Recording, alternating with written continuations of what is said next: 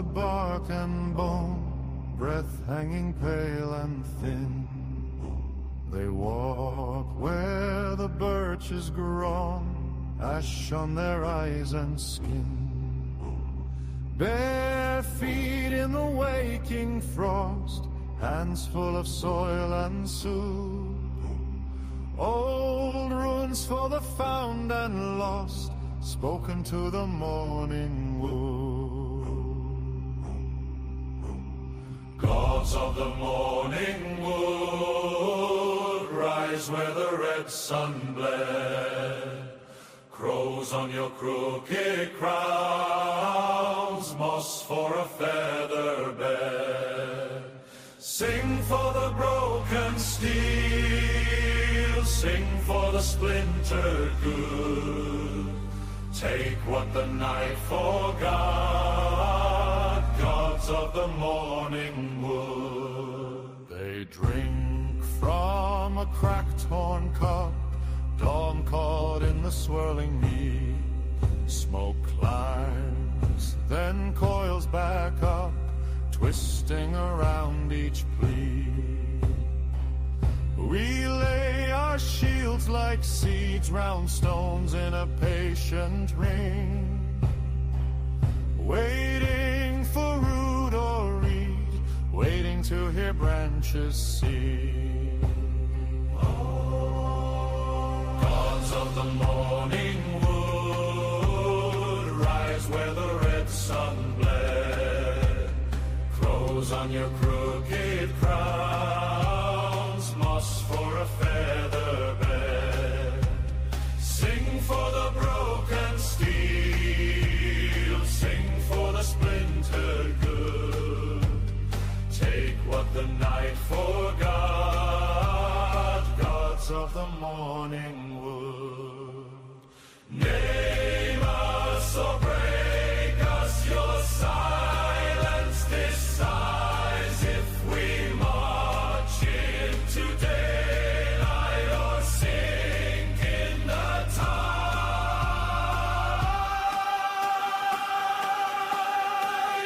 Gods of the morning wood, rise where the red sun bled. Crows on your Good morning, everybody. Good morning. Hail the gods of the morning wood. Welcome to Gods of the Morning Wood, another esoteric book review here on Grey Pilled. I am your host, Jules Julian, the apostate, the Mississippi mystic, the handsome hierophant, the Hyperborean hillbilly. Joined today by, we have Subliminal Messenger in the house. Morning. Well, Deluxe. What's going on, man? How you doing? Doing all right. How are you? Doing good. And also the bear-crested runic genius here with us, Zeralath Eternal. What's good? Also the bare-chested genius. It's good to see you, Zeralath. Hey. Hail the morning.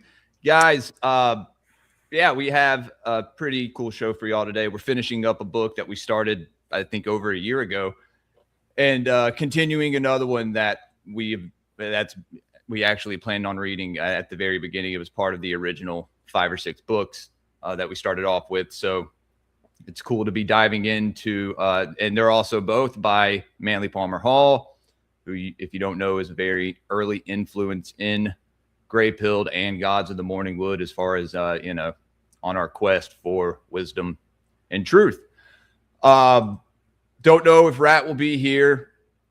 I think we talked last show. Subliminal and Rat will both note. I guess I'm trying not to get choked up here. They will no longer be with us this next month. Probably around the middle to end of August. It will be me and Zeralath. So You've all may been bring swept up by the Demi-Ergos. How dare he? And maybe some fresh blood, guys. Maybe some new wood, right? Trying to get Headless Giant back, maybe. I think he'd be down, and maybe a couple other folks. So I think it'd be fun. The show's a boys' club, right? No girls. Yes. I mean, the girls are invited, but I mean, I don't know what chick is going to get up this early. I invited my wife because I had numerous people be like, "Oh, bring Miss Babylon on," and I'm like, "Yeah, hey babe," and she's like, you no. need a pagan homesteading chick. Pagan They're up homesteading that show. Early Let's they're fucking go. tending to the other chores of the house. Hey, we can do that as well, guys. Share the stream, get some more people in here. It's hard. There's no one in the chat except for me and Subby. So y'all come hang out. It is also my birthday weekend. I turned 34 on Tuesday, so I'm not gonna be able to do a stream. Happy birthday, man.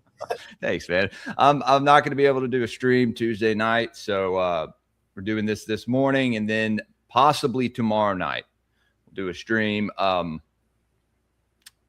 Did want to. I guess we're gonna watch the Odyssey from 1997 on stream just to show how much more it fucks and mogs Nolan's Odyssey.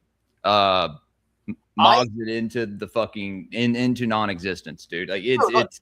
Let me tell you something. I thought the whole world knew. I thought it was understood at the least that we discovered the archaeological dig site of the historical Troy. Right? The Odyssey is like the Bible in that it is mytho-historic. And Nolan, being the guy who's done historical dramatic films like Oppenheimer and stuff, we expected that level of quality. Right? He betrayed us for Oscar. Fuck him. Well, you have to meet a certain quota of. It's a beautiful, fun to like watch DEI. with all the things when you ignore the woke things. But the fact that, like, Nolan could have said, it's all, he could have done things so whatever way. Right? Well, he could have got you to play the part of Travis Scott. So, that Travis Scott wasn't needed in the film at all. That was just to appeal to a black audience. Right. Like in my human design chart, I'm a man. Shit, you gonna go see the Odyssey? Travis Scott's in it.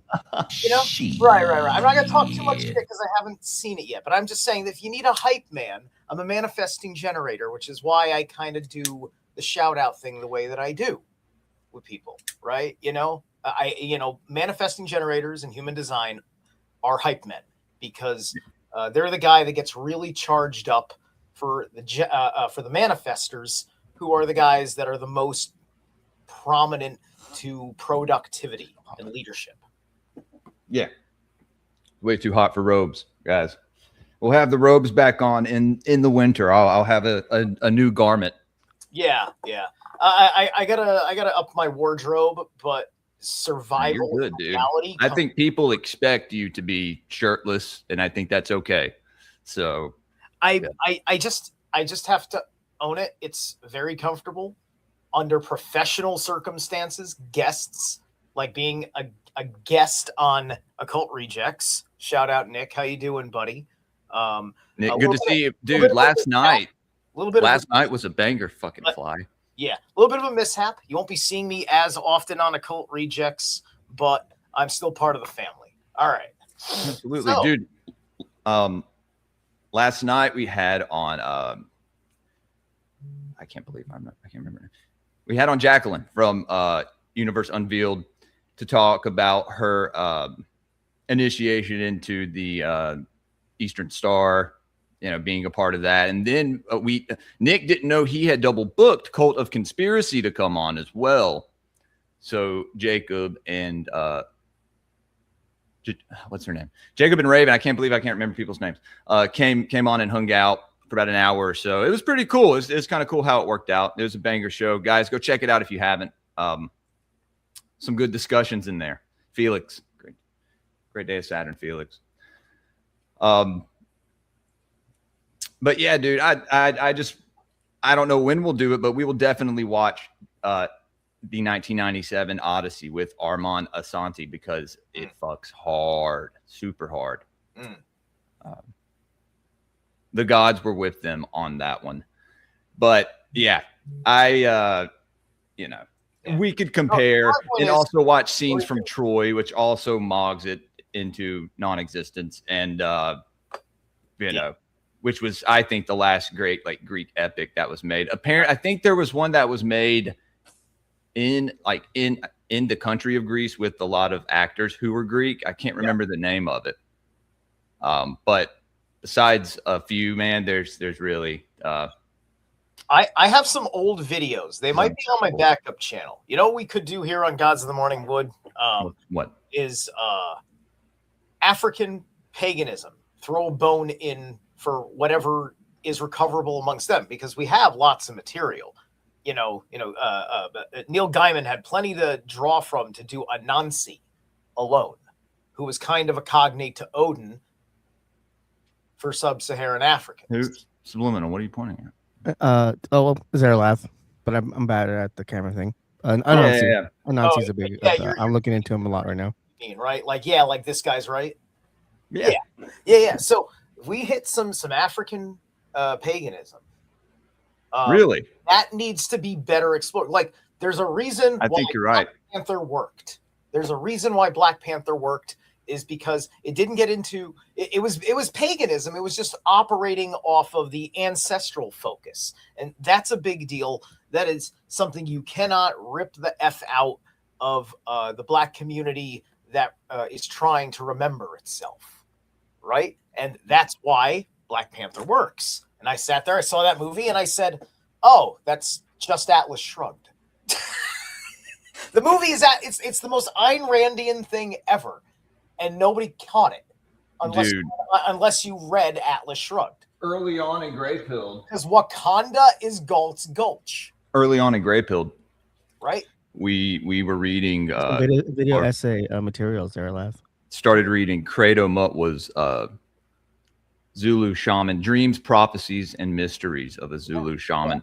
Here's my point. This is how racist Hollywood is. They have I don't know why they haven't made a movie about this guy yet, because his initiation experience and like all the visions he has, the fact that he was like deathly ill living in a European country.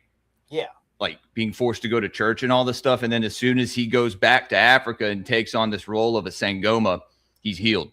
Yeah. It's like a spiritual sickness that he had. It's incredible, dude. If the Black man ever figures out like the dignity, the pride, the place that where they could have gone from a certain point, right, before something went south in their development, right? That's why America is what it is because the Native Americans went south in their development at some point and said, let's stop kicking over rocks because I don't want to build a strong structure anymore. It hurts nature, right? And so I'm supposed to feel guilty about this fucking thing that I'm living in right now, right? And so I'm getting a little sick of it because it's all just demoralization.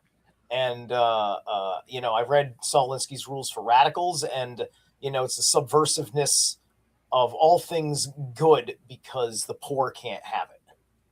Well, I think this is a great transition into our first book. Yeah. We're going to finish up the Adepts in the Western Esoteric Traditions, everybody. The last little section is on Prester John. So the Ethiopian, Freemason, right? Like the first, he started the lodge there or something. I don't know. I haven't looked. I mean, there's a lot of mysticism there. But, and who knows if some of these people were just symbolic figures or if they existed, right? But we will be finishing up the Western Esoteric tradition. There's other adepts. There's like volumes that Hall has. So this is another one that we're going to be getting into. Let me pull this one up. I'm going to add this to the list. It's another mythology of all races. We have the one on the Nordics that we're doing. This one is on the Celtic and Slavic tribes. And so very excited to have, we're going to add that to the list. And then we're adding the Greek and Roman adepts in the Western Esoteric Traditions to the list as well. So I believe I have that one on the same PDF. I hope I do. Because if not, we're going to have to find it. But anyway. All right. I'm going to go ahead and pull Adepts up. You guys got anything else y'all want to talk about? Apparently Nick Fuentes is Jewish. Did y'all hear? Yeah. Yep. I mean, he's running with it as a joke. You know, I don't know. I mean, you know, I'm someone's called Jewish and they turn around and call you a Jew. You know, it's kind of like the name game. I've gotten into he's probably one of my favorite like MAGA guys to listen to at this. Yeah. I've talked about how I don't agree with him on everything, but there's a lot of things he gets right. No, not about Nick. I don't even listen to Nick. I kind of think he's a joke. He's a national Bolshevik, basically, and he's a confused, naive child. By and large, he's been crawling out of immaturity, and who knows what the money is telling him to do. But now I've lost my train of thought because I was comparing him. I got his reaction off of Nuxenor. I like this Nuxenor guy. He uses a live tracker to give himself an anime avatar that he does his thing in because he came out of doing anime entertainment stuff. And he's a huge MAGA. He's Jewish, but he's like secular Jewish. If you know, he's into like things. He's big, hardcore American patriot, right? And he's funny as hell. I like his style. What's his name? Attitude. Nuxenor or Nuxtaku. He's got like 2 channels. You know, he's he does all his Trumpisms or whatever, and he likes to destroy people and reactions and things like that. And he's his opinion as a Jewish American nationalist on this guy, I find is it's very interesting. I'll have to check him out. I have such complicated feelings about politics. It's hard for me to express it. No, you're good. I was saying that I don't agree with Nick on a lot, but there are things that happen in the mainstream political world or whatever on, you know, that stage, the world stage, that he gets right, you know? Yeah. I mean, at the end of the day, all the forces are sabotaging themselves. Yeah. Funnel right into, you know, the Republic. It's just the Republican Party platform. They're complaining that everybody is agreeing with the Republican Party platform, and they don't want to say it. So it has to be that politician and his ideas when he's just being loyal to the party. So yes, he's a Zionist. The Republican Party is Zionists. Hey, what's up, Nick? What's going on, man? How on, man? Good to see you, dude. Sounds like I jumped in at the perfect time. I'm in a very schizophrenic. We're in Leo season now. This is my midheaven. I have 3 planets in Leo, including Rahu and Mars. You must forgive me. I will be on my worst behavior. I can't apologize. That's a lot of chaos. And I'm high, and I got wax. Let's go, dude. Let's fucking go. I just smoked for myself. Yeah. And you broke my heart, Nick, but I still love you.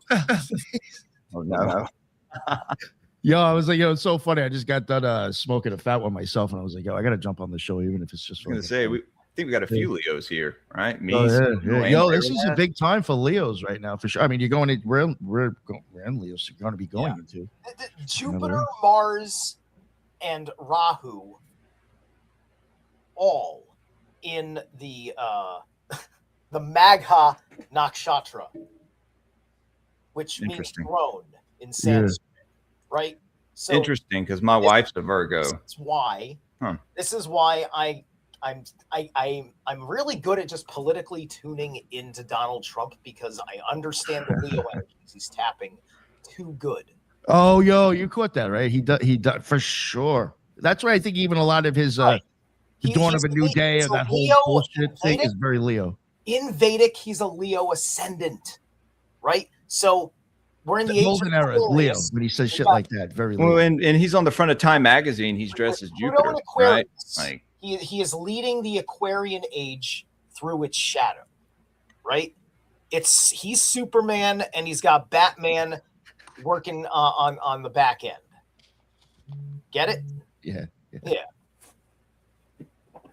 What is that, like a play on him being the Jewish Moshiach? I mean, man. Look, all I'm saying is that the Odinist may be the Dajjal, because Odin is the only one-eyed character I know that exists. So who else is terrifying? Oh well, I mean, it depends on the timeline, and I'm not saying this like prove you're wrong or anything, but I do wonder about Horus, because at one point I was just gonna, there's Horus. I'm not trying to argue with you, but I wonder if that's that is part of his story. Who doesn't Set take Horus's eye? Yeah. I believe Set takes his eye. Okay, Set takes his eye. There we go. I still need, and I need to know more about Horus, because that's about all I know. Horus is going to be in my pantheon. Horus Rising. Yeah, guys. So let's see. I thought I had it pulled up. Last chapter of this book, Prester John. And so it says, Prester John, the Phantom Emperor of the world. All right. I guess subliminal, or do one of you guys want to read? Y'all want me to read? I can read. I can start us off. You have this. Did you send this link to the other guys? No. Do you want me to send it to you? Yeah, if I could blow it up a little bit more, I might. Yeah. Here, let me. Yeah, it would help. What's up, Subliminal? How are you, man? I'm doing well, thank you. Okay, well, let me. So the link, I guess, I would have to pull it up on a browser, right? So I have this on my laptop. I mean, I guess I could just send the PDF to you guys, but I'd have to do that through email, right? Oh yeah. Yeah. So hold on.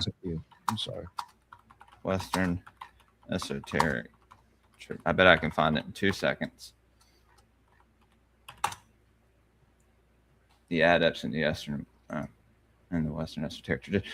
Volume 1, Orders of the Quest. Yeah, all right, I'm sending y'all the let me open the PDF in the browser. I'll post it in the chat. All right. Let's go. Hall Adepts complete. It's maybe the same one I have. Probably. Yeah. All right. It is. Perfect. Copy. All right. I'm going to post it in the private. There we go. Guys, just click on that link. Nick, it's in the private chat. Thank you, sir. Felix said, letter of Prester John said he was coming to the Crusaders' rescue because they was in siege, but was stopped at a mighty river and will try again next year.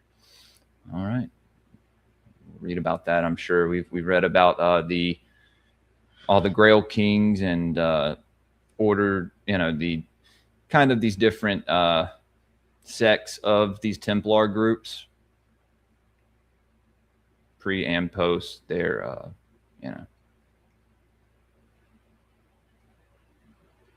okay, here we go. Jeez. Y'all want me to start? Yeah, mine's still like trying to open. I mean, Loading. it works, but for some reason my computer's going. It's a big file.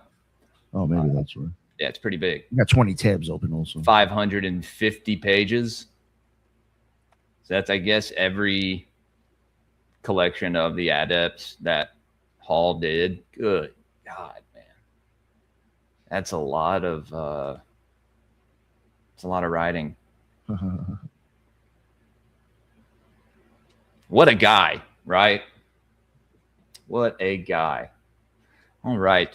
In the year AD 1144, Hugo, Bishop of Gabala, reported that a certain John, who governed as a priest king in an inaccessible region of the Far East, had, together with his people, been converted to Nestorianism. This John belonged to the race of the three magi, Adepts, and so extraordinary was his wealth that he carried a scepter of pure emeralds. In this way, the rumor spread about Europe that a mysterious Christian monk was the supreme ruler over the nations of Asia. From some remote fastness of the Trans-Himalaya, the power of this man extended throughout the three Indies. In 1165, kings and princes of Europe, including Barbarossa, received letters and long documents from the Emperor of the East. In these epistles, the writer described himself as John the Presbyter, priest of the almighty power of God and our Lord Jesus Christ. One of these letters to his friend Manuel, is that Manuel Labor? Prince of Constantinople, opened with the words, I, Prester John, the Lord of Lords, surpass all under heaven in virtue and riches and in power. In this document, Prester John devoted considerable space to the description of his empire. Among other curious notes, he describes monstrous ants that dug gold out of the earth. Let's go. And fish from whose bodies might be extracted imperishable purple dyes. There were also pebbles. Right, what's up? That was money right there. Oh, dude. Yeah. And purple was used among the priesthoods, right? In the Levant, especially. But I believe in the East. Listen to this. There were also pebbles which gave forth light, restored the sight of the blind, and rendered the possessor invisible. Okay. Zaralath, what do you make of this?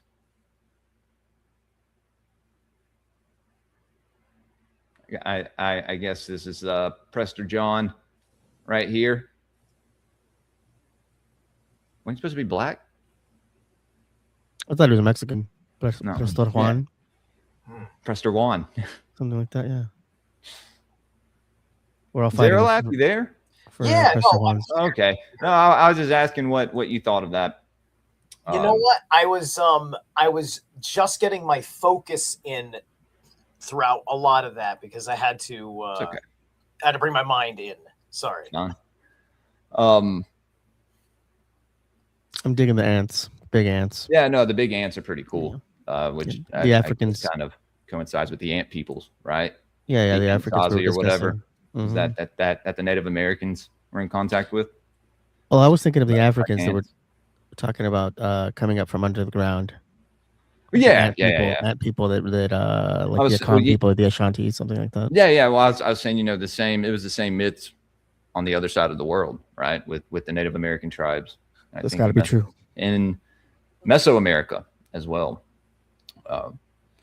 Kokopelli man says. Oh.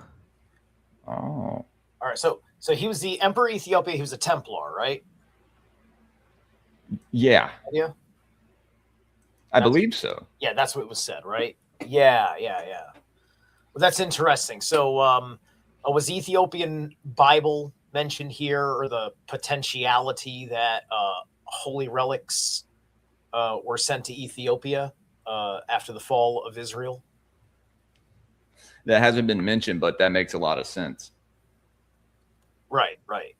No, when I do believe the lore of Templars in Ethiopia is a big part of the of where the artifacts come from, and then that led to what Hitler was doing. Sorry, Nick, didn't mean. Yeah, no, I was just going to mention Hitler, dude. That maybe you know this because you mentioned Ethiopia.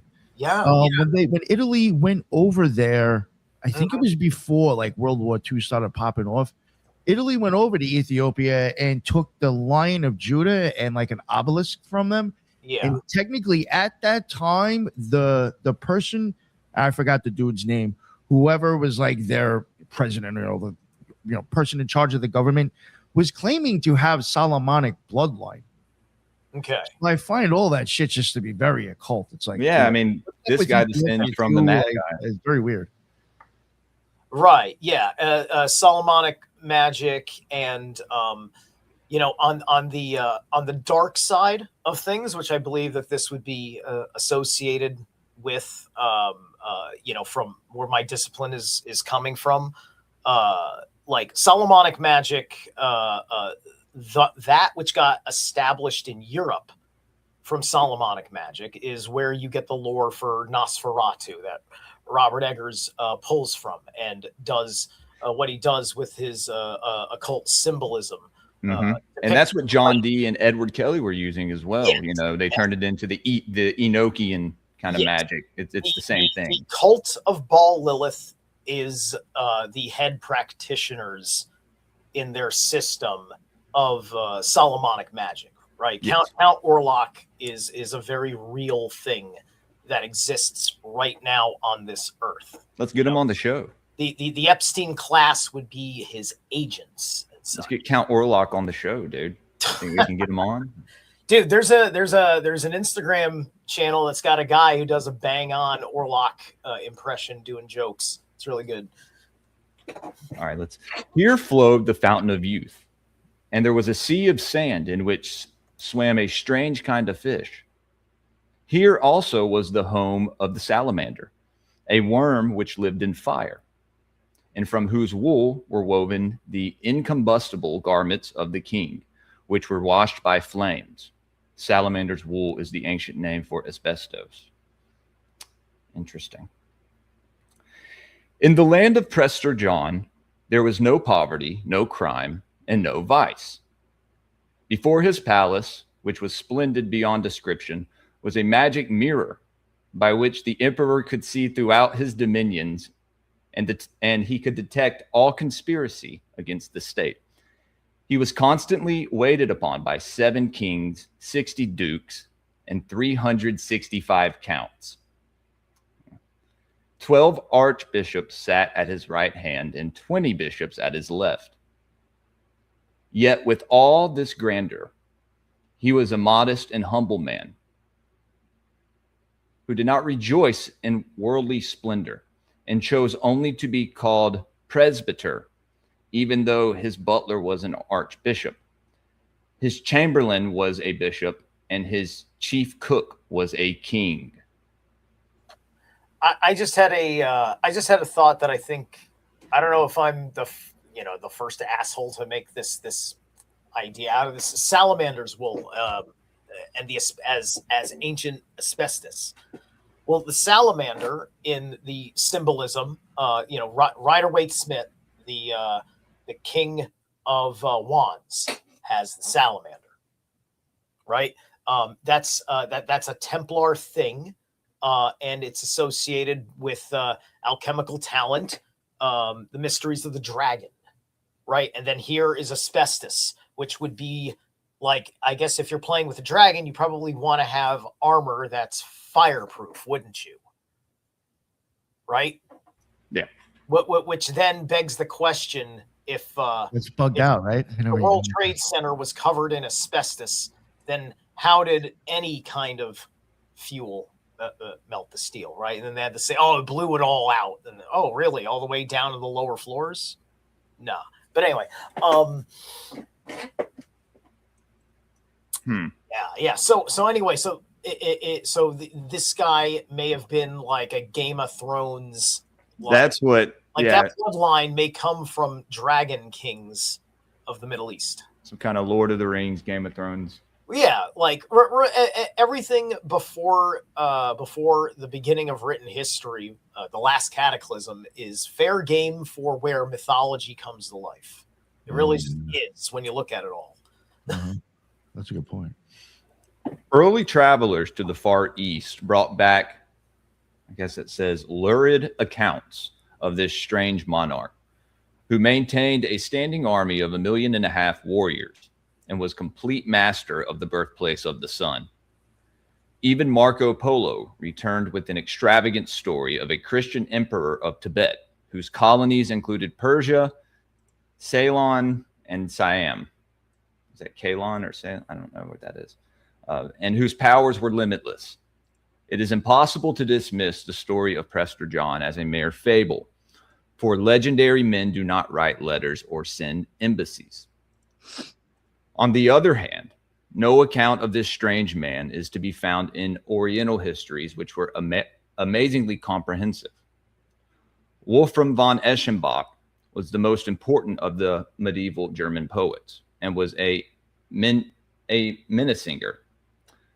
In his epic poem Parsifal, he connected for the first time the legend of the Holy Grail with the history of Prester John. Parsifal, the mythical king of the Holy Grail, carried the sacred cup to Asia, where he received the name of Prester John. Thus, we see the secret orders of Europe were involved in the perpetuation of the curious fable of the Asiatic Lord of Lords. After the era of exploration, by which the boundaries and proportions of countries came to be known with greater accuracy, the location of Prester John's empire shifted from one inaccessible area to another, and finally was identified with Abyssinia. At the beginning of the 15th century, the Abyssinian Christian priests described their kingdom as the land of Prester John. This story gained immediate popularity, and the princes of Europe sent ambassadors in search of him. Unfortunately, these men were never heard of again. The Negus of Abyssinia. Sorry, we're a little immature on this show, guys. Is that wow, that's funny. That's a name for king, right? The Negus. Sounds like it, right? Combined in his person certain temporal and spiritual powers. And the name of John occurs frequently in the list of the Abyssinian kings. This entire theory, however, was finally abandoned. The oldest map on which America is mentioned, dated 1507, placed the country of John the Presbyter in the area of Tibet. The following description appeared. This is the land of the good king and lord, known as Prester John, lord of all eastern and southern India, lord of all the kings of India, in whose mountains are found all kinds of precious stones.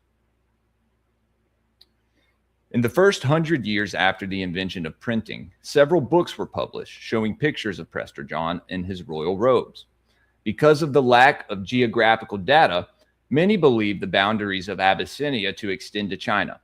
In fact, the discovery of the Cape of Good Hope was due principally to the efforts of the King of Portugal to communicate with Prester John. The long, sad story of the search for the Phantom Emperor can be studied at length in The Land of Prester John, a chronicle of Portuguese exploration by Elaine Sancio.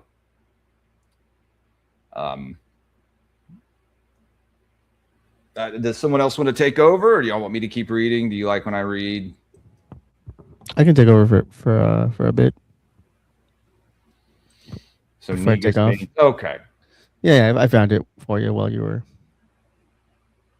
reading. Okay. Oh, hey, I was looking up real quick just to see what the Marco Polo thing was about, because that's trying to tie into this guy, right? So according to official history, according to Google AI, it was ruled by a Khan, a Gaikakto Khan, from 1291 onward, because 1291 is when Marco Polo last was in Iran. Gotcha. 1291 to 1293, effectively. He succeeded him on the throne. He ruled 1291. Is best remembered for historically draining the royal treasury and subsequently attempting to introduce paper currency, or chow, to Iran, an idea imported from China that ultimately caused a severe economic collapse. So yeah, that was so. Whatever he thought the empire was, that was like, I guess, the Khan's propaganda. And we're almost, we got about a page and a half. So, Subliminal. I'm going to do the honors. Yes, sir. All right. Most writers who have examined the tradition about Prester John have overlooked the one source from which they might have secured the real key to the mystery. Heckthorn was working in the right direction when he pointed out that the legend originated in the resemblance between Buddhism and Christianity. He explains there was in China in the 12th century a great Mongol tribe tribe professing Buddhism, which by travelers was mistaken for an Oriental Christian religion. The Nestorian Christians dwelling among the Mongols called the head of the Buddhist sect John the Priest, and hence the tradition that in the heart of Asia was the Christian church whose pope bore the title of Prester John. Dalai Lama. He's talking about Lamaism came from the official Buddhist recognized religion. Like, that's the thing. Like, when they talk about I'm an original Buddhist, that's when they're going to before it became the state Buddhism. Lamaism is state Buddhism for the empire. Yeah, that makes sense. Now we're up to speed. This is Tartaria research, baby. Okay. Well, thank you, Sarah Laugh. Feel free to throw whatever in there, dude. If any of this comes to mind, or if you've seen any of this before. Connect some dots. Because I've done the Tartaria diving. I haven't. See, that's the thing. And this globe behind me, this little small globe, actually has Tartaria on it. Because as far as what is literally the region of Tartaria, it's literally this Prester John's fucking situation. So we're right in the pocket. Like, we may be de-occulting some Tartarian shit right now in real time. Let's go. Let's fucking go, man. The original location given for the empire of Prester John was the area of the Gobi Desert, where Mongolian sandworms, where he lived in Tartaria maxing. Yeah. Somebody was asking about sandworms earlier, so confirmation. Where he lived in the Enchanted Palace. What was that? Sandworms confirmed. Sandworms confirmed. Enchanted Palace in the mountains. If you ask Eastern initiates to describe the northern paradise called Dejung or Shambhala, the mysterious city of the Adepts, they will tell you that it is in the heart of the Gobi Desert, and that on the old sand of Shamo, the ancient mother, stands the temple of the invisible government of the world. High in the etheric atmosphere of the planet, it floats, supported upon an outcropping of Azoic rock called the Sacred or Imperishable Island. Is this Avalon or like Shambhala? What is this? Oh yeah, see, called D. Okay, so I'd see. I didn't even hear what you said. Called Dejung or Shambhala. I was looking at the chat. Like, wait a minute. These are all your floating islands, right? In mythology, and your sci-fi. Yeah, no, that's what I was talking about. Because it talks about Avalon, like, 4 or 5 chapters before this, in which Arthur went to. Where they take Arthur, yeah.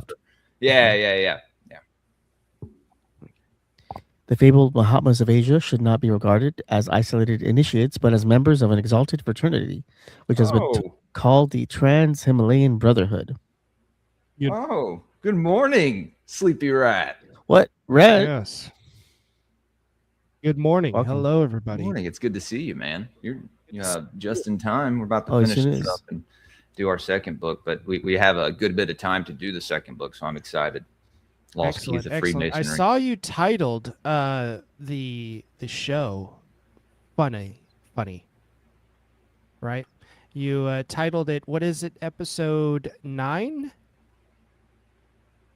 Wait, what? No. Your episode on Rumble, you titled it episode VIII, right? It says that up in the left-hand corner in the stream. Yeah, it's 9, right? Instead of IX? Yeah, 9 is IX. Oh. Like, well, how would I know, dude? Like when the show starts, right? Not at 10, whatever you come in, time you come in? Right. Mm-hmm. How would I know? How would you know? I'm not an expert on Roman numerals. Yeah, right. Yeah. Okay. So good on time, but numbers, but not that's so good funny. on time. Let's go, dude. Adding the eyes to the end is like Thanks, what were you Rat. gonna do when you got to 10? Is gonna be VIII. Do you not know that X is 10? I was just gonna do X or whatever. 10 is X, right? Yeah, Yes. 10 is X. Yeah. I knew that. Yeah. So I was just wrong on 9. Well, Yeah. God, I'm embarrassed. Thanks, Rat. Good morning. Hello. I'm glad I was able to make it in time just to let you know before you started the show. Yeah. Hold on. He was probably really stoned last night when he made it. So That's probably. I'm the even. case. Yeah. Oh God. Hold on. Give me a second, guys. yeah, now you got him fucked up. He's got to change. I gotta fix it. No, dude. I mean, it happened. I'd be the same way. I'd be on YouTube right now changing that motherfucker.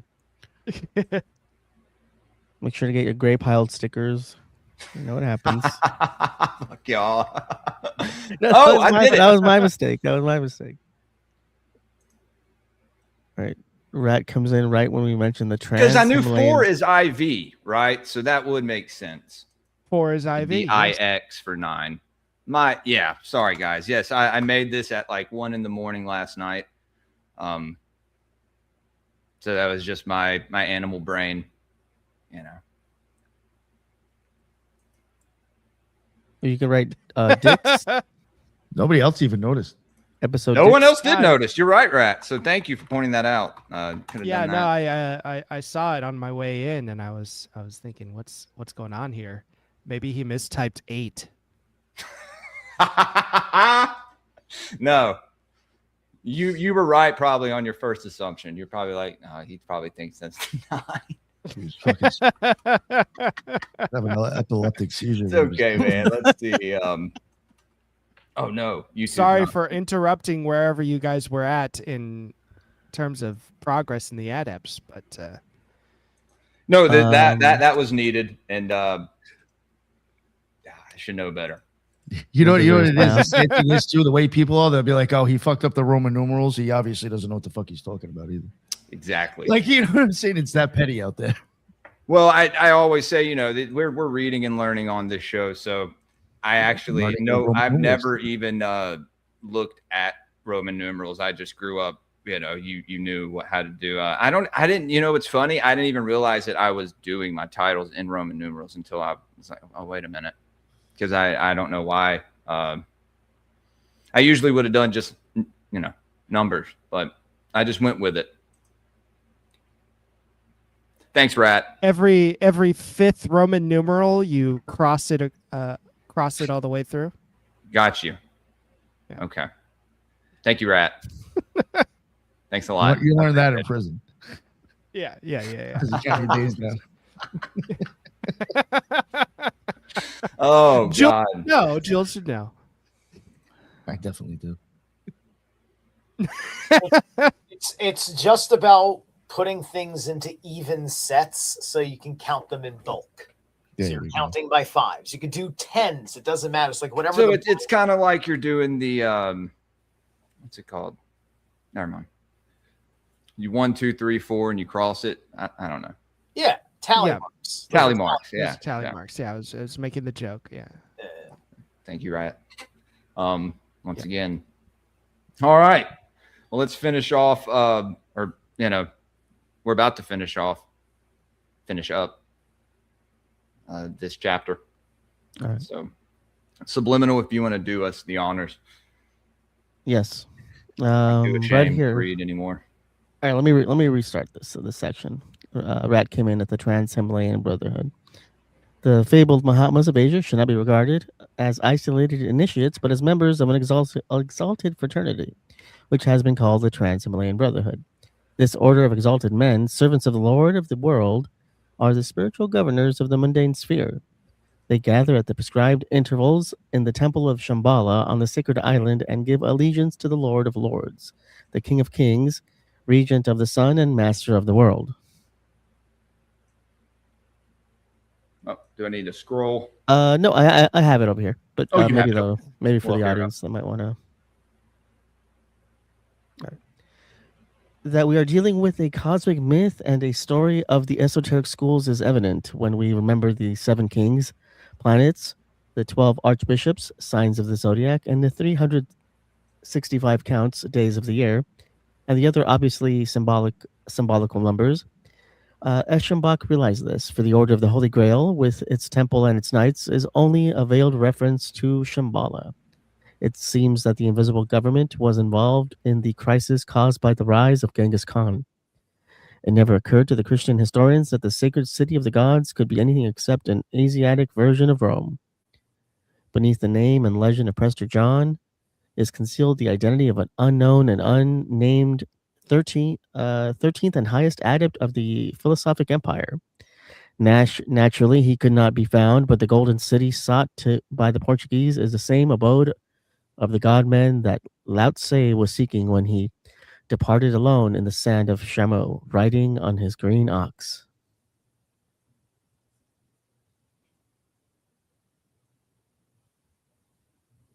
The end of part 1 of the Adepts of the Western Esoteric Tradition by Manly Palmer Hall. Sand of Shamow, riding on his green ox. All right, here's another green animal. Been talking about the. Well, I don't know. I think Nick was here for the one episode where it was just me, Subliminal, and Nick, and we were going to do the British Edda, but it ended up just being just a retelling of the Norse Edda and another tongue. And so we were like, okay, we're going to do this presentation on the Green Man. It was like the symbolism with St. George, the Muslim prophet El Kafid or something. And how basically the motif of St. George was taken from this other prophet, which originated from the Green Man. So found that interesting. Even the guy's horse is green. So it's interesting. It's a green ox. Anyway. Yeah. What's this? Hold on. Let's see what this next one is. Oh, part 2, Orders of the Great Work. Would you look at that? So, I mean, guess we keep it on there. Okay. This is cool. It talks about alchemy. Yeah, it'd be some cool. All right, let's go.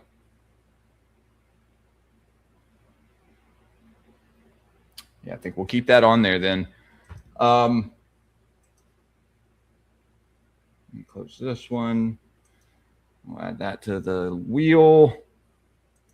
The Celtic Slavic mythology. All right, Lost Keys of Freemasonry. We are on chapter 2. So we finish up Adepts, guys.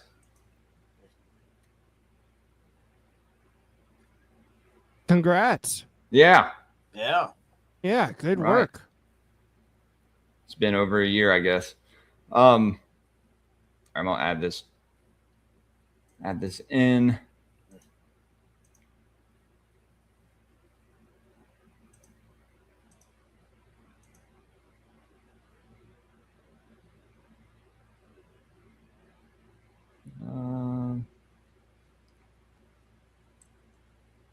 Is this another hall? Do we remember how far we got into? Yeah. We're at chapter 2. This is part 2, so we only read the first chapter whenever we were. There we go. I think we read a little bit of the intro.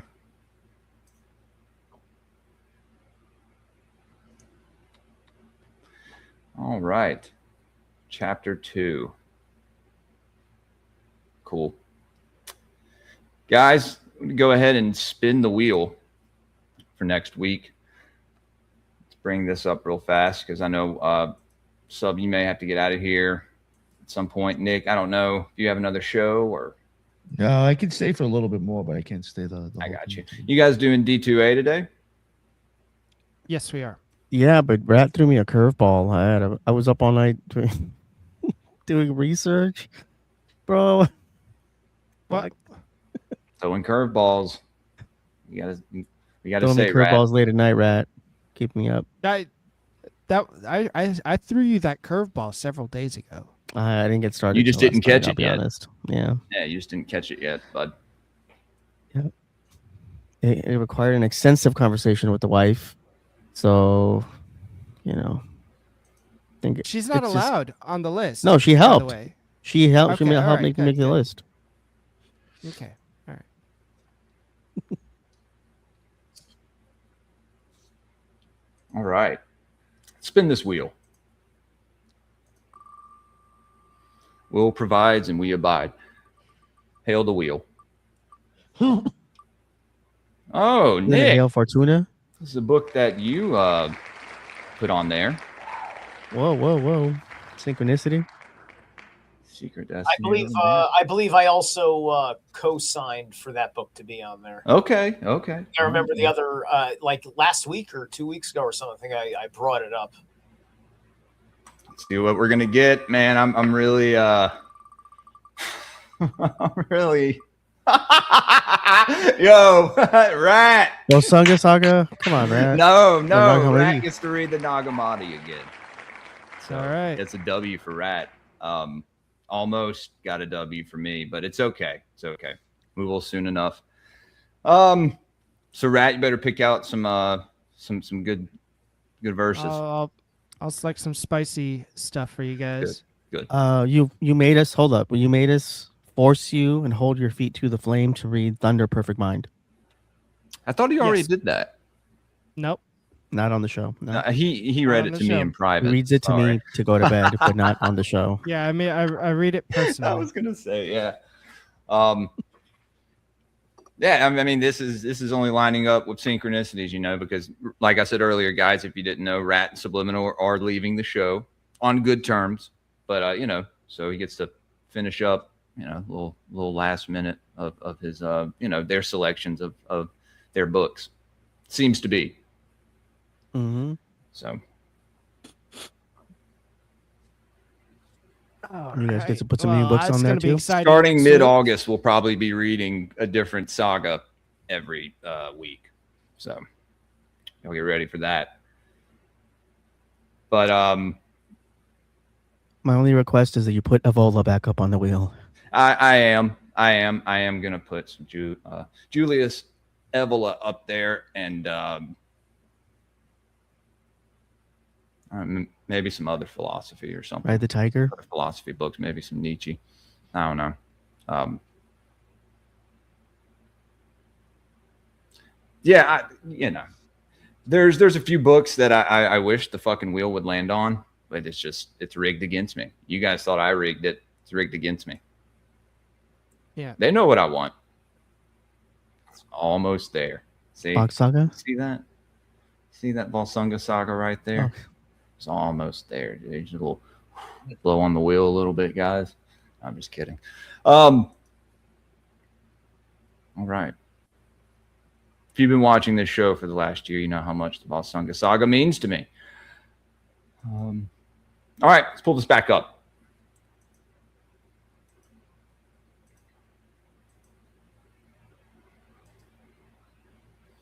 It's going to be even hotter next week. That's great. Lon Milo. Where'd you go? There you went. Okay. Would one of you gentlemen like to read? I can read. The Candidate. There comes a time in the growth of every living individual thing when it realizes with dawning consciousness that it is a prisoner. While apparently free to move and have its being, the struggling life cognizes through ever greater vehicles its own limitations. It is at the point that man cries out with greater insistence to be liberated from the binding ties which, though invisible to mortal eyes, still chain him with bonds far more terrible than those of any physical prison. Many have read the stories of the prisoner of Chillon, who paced back and forth in the narrow confines of his prison cell while the blue waters rolled ceaselessly above his head, and the only sound that broke the stillness of his eternal night was the constant swishing and lapping of the waves. We pity the prisoner in his physical tomb, and we are sad at heart, for we know how life loves liberty. But there is one prisoner whose plight is far worse than those of earth. He has not even the narrow confines of a prison cell around him. He cannot pace ceaselessly to and fro and wear ruts in the cobblestones of his dungeon floor. That eternal prisoner is life incarnate within the dark stone walls of matter. With not a single ray to brighten the blackness of his fate, he fights eternally, praying in the dark confines of gloomy walls for light and opportunity. This is the eternal prisoner who, through the ceaseless ages of cosmic unfoldment, through forms unnumbered and species now unknown, strives eternally to liberate himself and gain self-conscious expression, the birthright of every created thing. He awaits when standing upon the rocks that now form his shapeless tomb. Page. He may raise his arms to heaven, and then I can't see. Yeah. I did want to say thank you, Tara, for subscribing.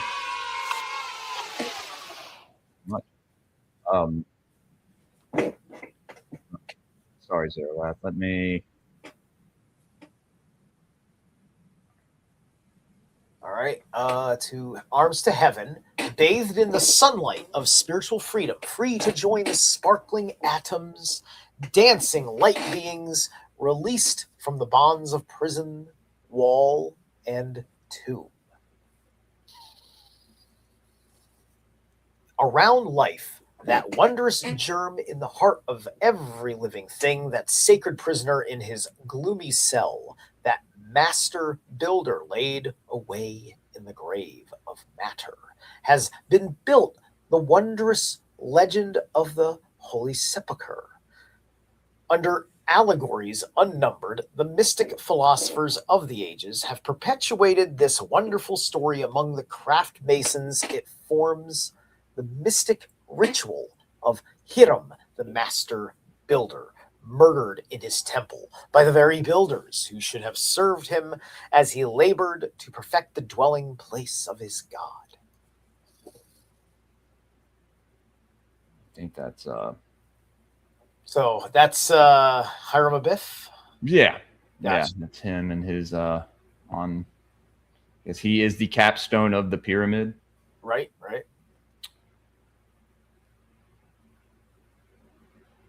When you go to Knott's Berry Farm, they have a cemetery there, and they have a plot with a hero buried there, and they have a eternal beating heart underneath.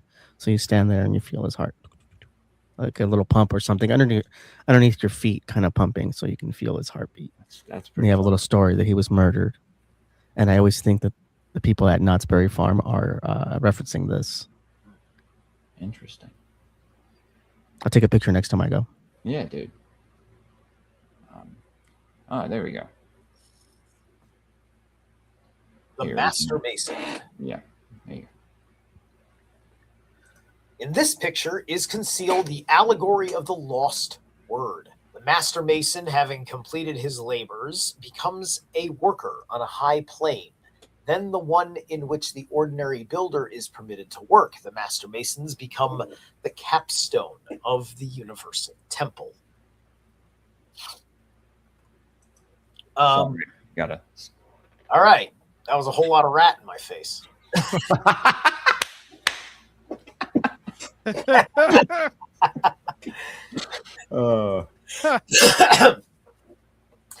Matter is the tomb. It is the dead wall of substance not yet awakened into the pulsating energies of spirit. It exists in many degrees and forms, not only in the chemical elements which form the solids of our universe, but in finer and more subtle substances. These, though expressing through emotion and thought, are still beings of the world of form. These substances form the great cross of matter, which opposes the growth of all things, and by opposition makes all growth possible. It is the great cross of hydrogen, nitrogen, oxygen, and carbon, upon which even the life germ in protoplasm is crucified and suspended in agony. These substances are incapable of giving it adequate expression. The spirit within cries out for freedom, freedom to be, to express, to manifest its true place in the great plan of cosmic unfoldment. It is the great yearning within the heart of man which sends him slowly onwards towards the gate of the temple. It is the inner urge for greater understanding and greater light, which brought into being through the law of necessity the great cosmic Masonic lodge dedicated to those seeking union with the powers of light, that their prison walls might be removed. Here, I'm gonna. This shell cannot be discarded. It must be raised into union with the life. Each dead, crystallized atom in the human body must be set vibrating and spinning to a higher rate of consciousness. Through purification, through knowledge, through service to his fellow man, the candidate sequentially unfolds these mystic properties, building better and more perfect bodies through which his higher life hears even greater manifestation. Reminds me of the runes, dude. Huh? It reminds me of the runes in a way, you know.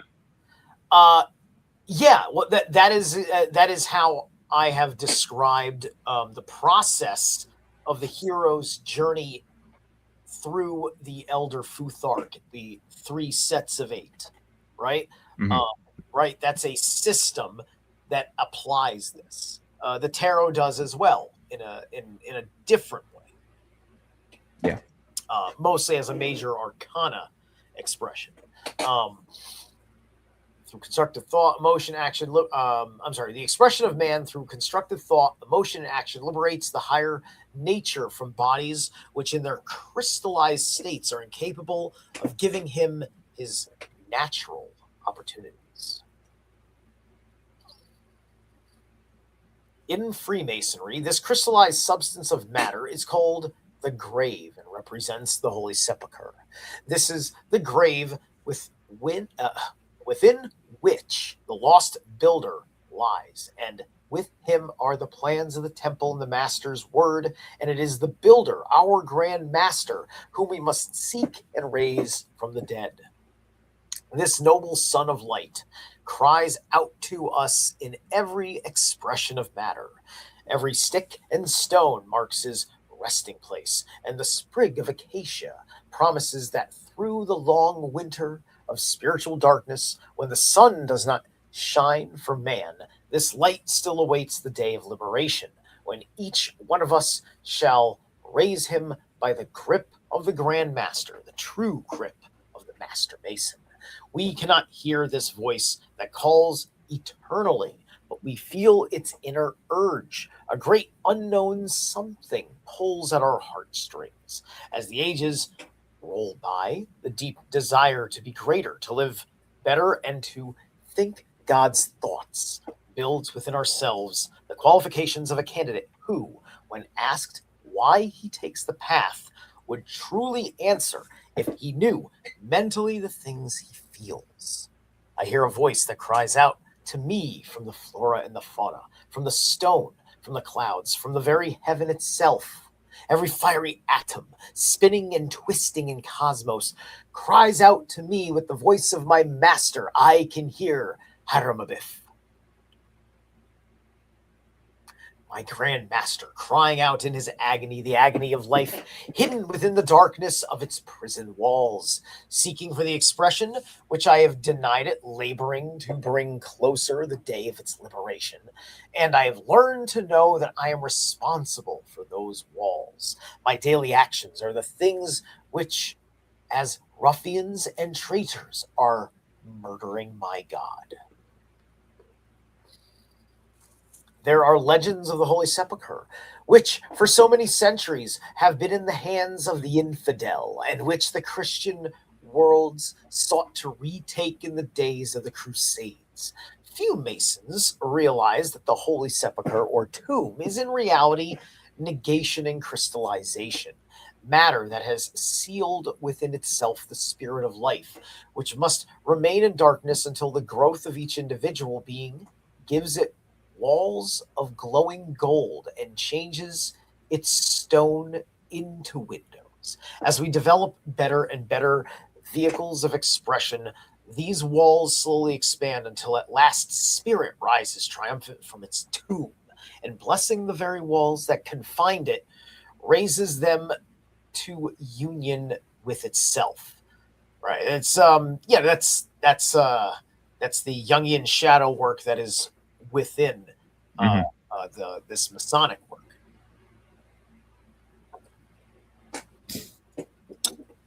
Which gets into that universal brotherhood amongst men and all that kind of stuff.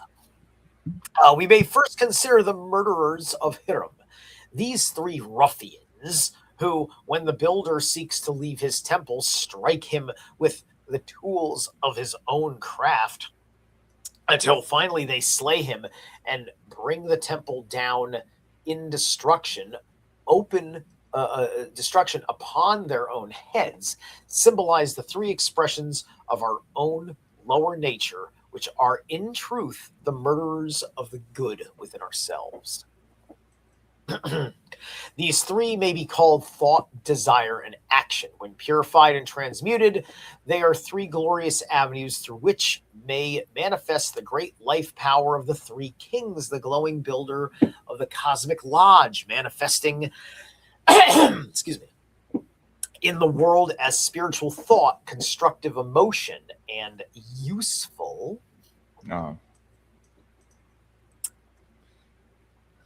daily labor in various places and positions where we find ourselves while carrying on the master's work. These three form the flaming triangle, which glorifies every living Mason. But when crystallized and perverted, they form a triangle prison through which the light cannot shine, and the life is forced to languish in the dim darkness of despair until man himself, through his higher understanding, liberates the energies and powers which are indeed the builder and glorifies of his father's house. Which, that's obviously, they're talking about the Sephiroth and the Klippoth. Mm-hmm. The story, the mythos of the murdering of Hiram. He's murdered by three ruffians, but I still feel there's that a little bit, not too deep, but perhaps similar principles with the way you take that story. Like in Norse mythology, the mythos of the Kvasir, which is another one of my favorites. Yeah. Because it's the origins of the meat of poetry. And the Kvasir would kind of have like that importance in the lands, the way a figurehead of a temple like Hiram Abiff would have for the kingdom of Judea. Or was this Judea or Israel? Hiram was Judea, wasn't he? Yes. Yeah. So this is before. Yeah. Yeah, if he's Judea, this is Southern Kingdom business. And once again, with the Solomonic magic, the Nosferatu situation. So, this is all very Sith Lordy kind of stuff in that respects, because these ruffians were, I think, these were people that knew him, right? Weren't these like students of his, effectively? Yes. Temple people, right? Exactly. So that's similar. With you got the two dark elves who they practice necromancy. They use Lokian tactics of treachery and deceit, and through whisper campaigns and shouting matches, they took this man down, stole everything that made him amazing, and turned it into a product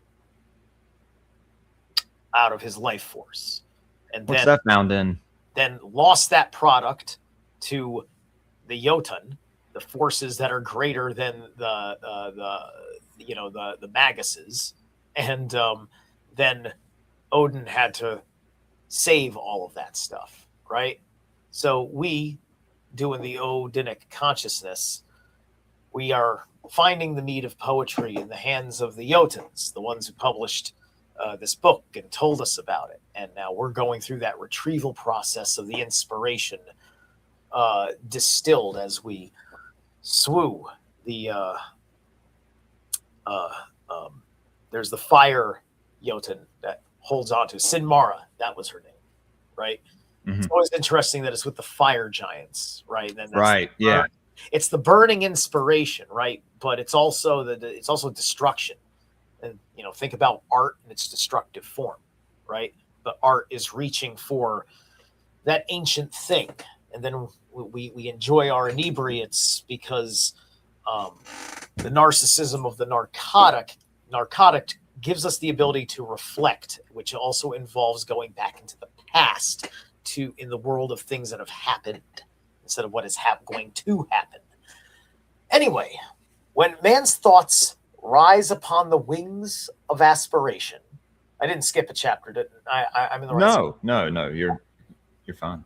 All right. When he pushes back the darkness with strength of reason and logic, then indeed the builder is liberated from his dungeon, and the light pours in, bathing him with life and power. This light enables us to seek more clearly the mystery of creation and to find with greater certainty our place in the great plan. For as man unfolds his bodies, he gains talents with which he can explore the mysteries of nature and search for the hidden workings of the divine. Through these powers, the builder is liberated, and his consciousness goes forth conquering and to conquer. These higher ideals, these spiritual concepts, these altruistic, philanthropic, educative applications of thought, power, glorify the builder, for they give the power of expression, and those who can express themselves are free. When man can mold his thoughts, his emotions, and his actions into faithful expression of his higher ideals, then liberty is his, for ignorance is the darkness of chaos, and knowledge is the light of cosmos. Good stuff. In spite of the fact that many of us live apparently to gratify the desire of the body and as servants of the lower nature, still there is within each of us a power which may remain latent for a great length of time. This power lives eternities, perhaps, and yet at some time during our growth, there comes a great yearning for freedom. When, having discovered that the pleasures of sense gratification are eternally elusive and unsatisfying, we make an examination of ourselves and begin to realize that there are greater reasons for our being. It is sometimes reasons, sometimes suffering, sometimes a great desire to be helpful that brings out the first latent powers, which show that one, long wandering in the darkness, is about to take the path that leads to light. Having lived life in all its experiences, he has learned to realize that all the manifestations of being, all the various experiences through which he passes, are steps leading in one direction, that consciously or unconsciously, all souls are being led to the portico of the temple, where for the first time they see and realize the glory of divinity. It is then that they understand the age-old allegory of the martyred builder and feel his power within themselves, crying out from the prison of materiality. Nothing else seems worthwhile, and regardless of cost, suffering, or taunts of the world, the candidate slowly ascends the steps and leads to the temple eternal. The reason that governs cosmos he does not know. The laws which mold his being he does not realize. But he does know that somewhere behind the veil of human ignorance there is an eternal light toward which step by step he must labor. With the eyes fixed on the heavens above and his hands clasped in prayer, he passes slowly as a candidate up the steps in fear and trembling, yet with a divine realization of good. He raps on the door and awaits in silence the answer from within. All right. And yeah, dude, it's a lot right there in one chapter. I think I was going to ask y'all if y'all wanted to go back and read, I guess, more of the Adepts, since we finished a chapter in this book, and we still got some time left. I don't think I have anything to do until around noon, so I'm killer with that. okay. Well, here, let's see, because I mean, we're going to keep it on the list or the wheel. I mean, there's a part 2, right? Where we only Yeah, dude. part 1, the only one on the list. Yeah. I see. So, okay. Well, that's okay. So part 1 is the physical copy that I have, right? That's all of that one little smaller volume, but the PDF has like 10 of those in one PDF. So, yeah.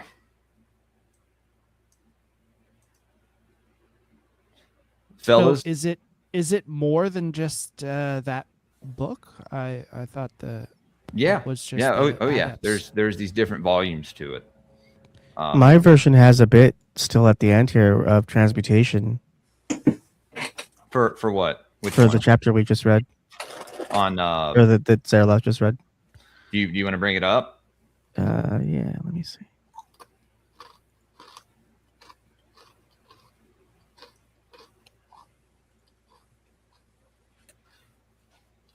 Right, this is what we just read from the silence and the answer from within. Yeah. And then transmutation, and then chapter 2.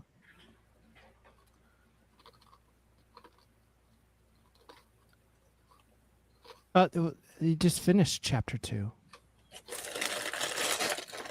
on the other version. Yeah. The I was Answered gonna Apprentice. say. Wait. So it's Interesting. fucking.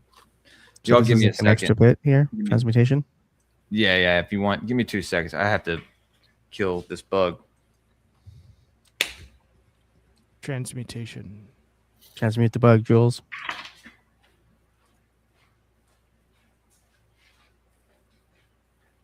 We're going fast today. It's only 8:30.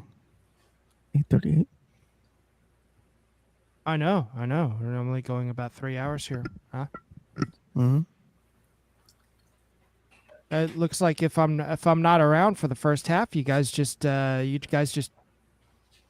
through. full You know, He Yeah. only played 20 minutes of music this time, so he could have done 45.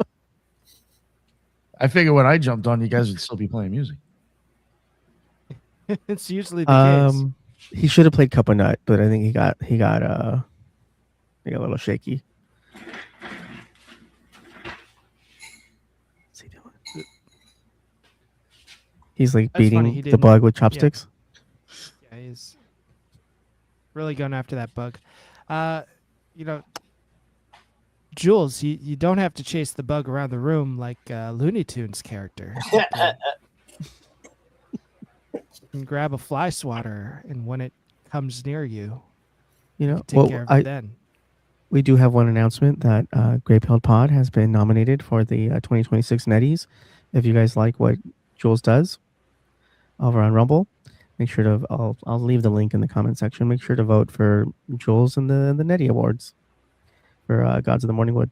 They're Rumble shows, so we can get Cold Rejects on there. And I don't know if Zaralath is on Rumble predominantly or YouTube specifically. I have a Rumble account with my Northman video uploaded, and like that's it. Okay, we'll do honorable mentions. When I get a new computer, I'm gonna try and put all the professional programs together. Like I can't even run OBS. I like to, so now I have to use the StreamYard format until I get a new PC. It's just it is what it is, and I probably just should have signed up for welfare an eon ago and made you all pay for it. Like the commie I don't want to be.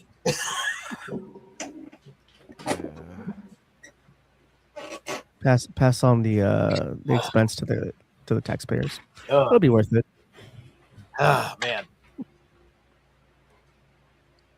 The damage my imagination did to my life. Ugh. But anyway. This little fucker now tries to fuck with me. Yeah, Mississippi bugs. How It big are took they? you a long. Dude, no, took you a long time, Jules. I had to You're- go take a piss. Oh, okay. No, but I had to go get the You fly. should have. swatter, You dude. should have killed two birds with one stone.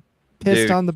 Pissed bug. on the fly, dude. I've been killing them because they get real bad in Mississippi during the summer, especially if you open your door. And I have 2 kids that like to walk out of the door and leave it wide open. Oh, geez. Imagine that. And so I've been killing them lately with my hand, dude. I've been getting so good to where I'm like, and I'll just fucking smoke them. The big Europeans ones, they're would never bloody too, man. understand. They're some bloody flies. It's a good like album name. Bloody flies. Doom metal. Yeah. Okay. What's this right here? Okay, so this is part of chapter 2. Yesterday there was a bug. Sorry, I'm still on the bug thing. I gotta get this out. No, dude. Yesterday there was a fly that was sitting on a box at my job, and I did the focus and quick snatch, right? The quick hit to try and catch it unprepared. But it, flies are never unprepared, so it moved, and I ended up punching it into a wall, and it fell down, and I just stomped it. Yeah, if you hit them into something, they'll fall, and then you can finish them off. Yeah. No, they see in slow motion. So when you're coming at them, they see it like, That's how my son explained it to me. I don't know the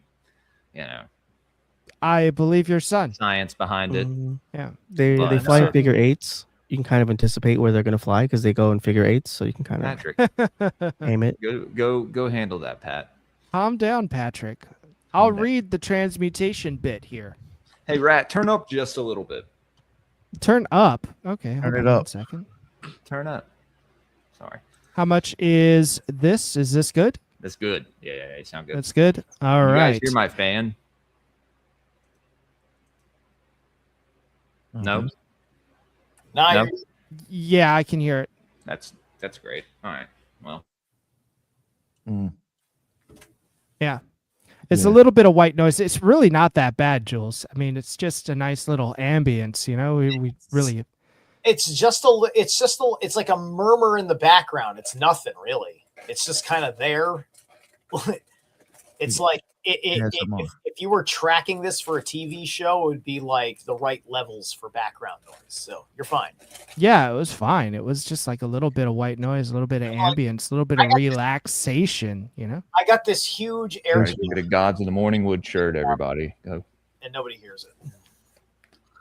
Yeah. Hey, dude, I have to send y'all one eventually. Maybe we'll see. Maybe. Get some, like get some order. Send y'all one. Wait, maybe. I have to get some for a buddy of mine who invested in some merch. So making some new designs. I made a few shirts this week, guys. I made a tank top. Go check it out. greypilledprintify.me. Is it greypilled.printify.me? Subliminal. Yeah. I don't know why I'm asking. gray you. piled. It's gray piled. Fuck. No, it's it may be Gray Pilled Pod. I'm sure it's just greypilled.printify.me. Anyway, Transmutation. the transmutation. Let's go, dude. Rat, they want to hear you. Masonry. Patrick's wood is waiting. Oh, there you go. Thank you, sub. That's there's Hello. one. There's one. That's this tank top. And I'll probably be wearing it. That Nick helped me make that design. There's one on the nice. back. If you click on it, there's the hand of Sabazius motif on the back.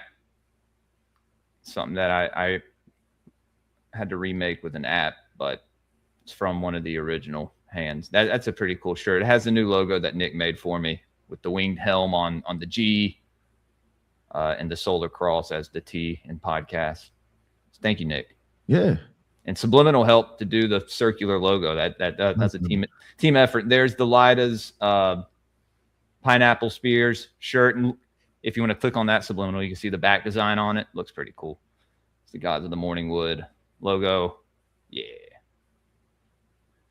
So some shirts.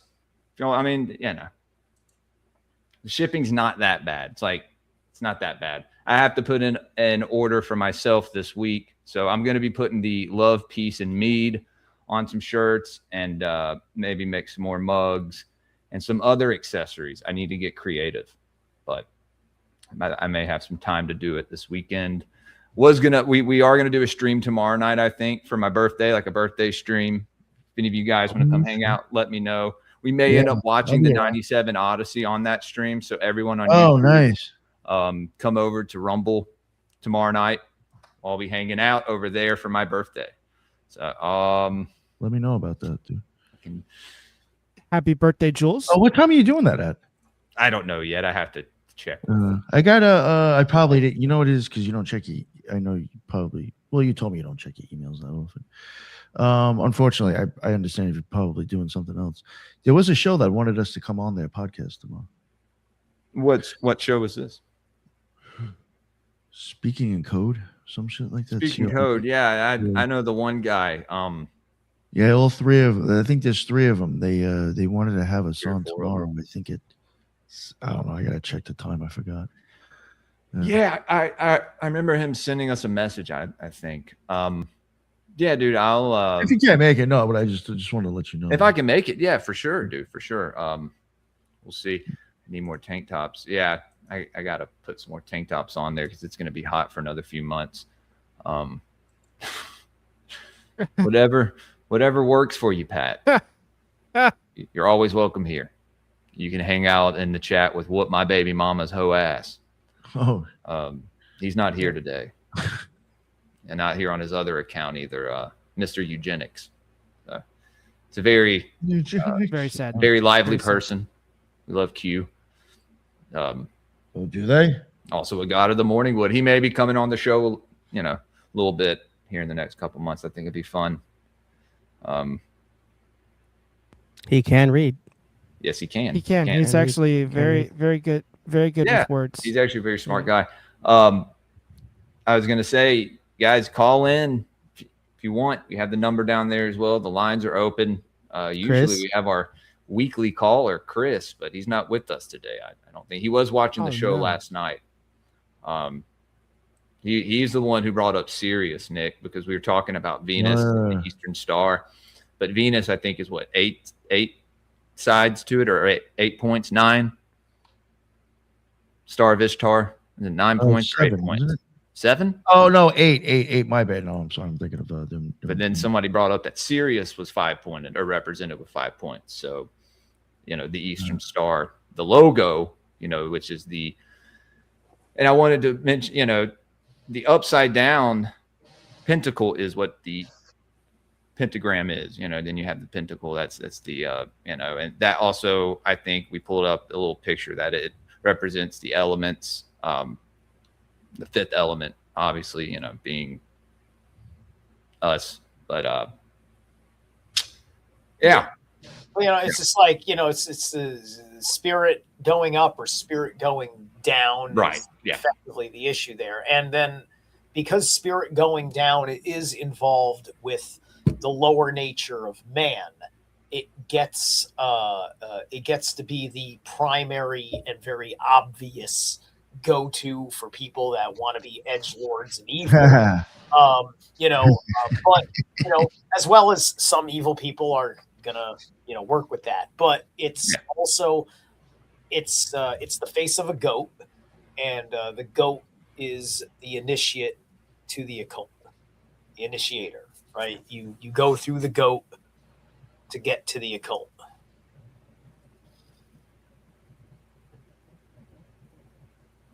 The transmutation, rat. Yes, the transmutation. Masonry is eternal truth, personified, idealized, and yet made simple. Eternal truth alone can serve it. Virtue is its priest, patience its warden, illumination its master. The world cannot know this, however, save when Masons in their daily life prove that it is so. Its truth is divine and is not to be desecrated or defamed by the thoughtlessness of its keepers. Its temple is a holy place, to be entered in reverence. Material thoughts and material dissensions must be left without its gate. They may not enter. Only the pure of heart, regenerated and transmuted, may pass the sanctity of its veil.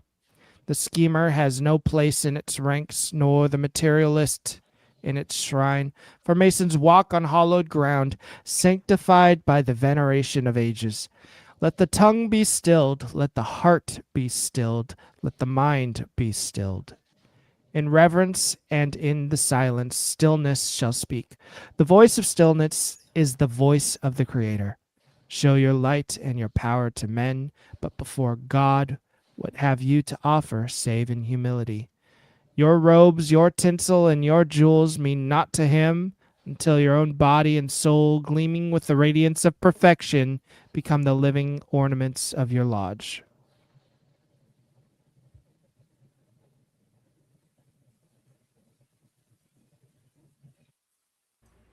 Yep. There we go.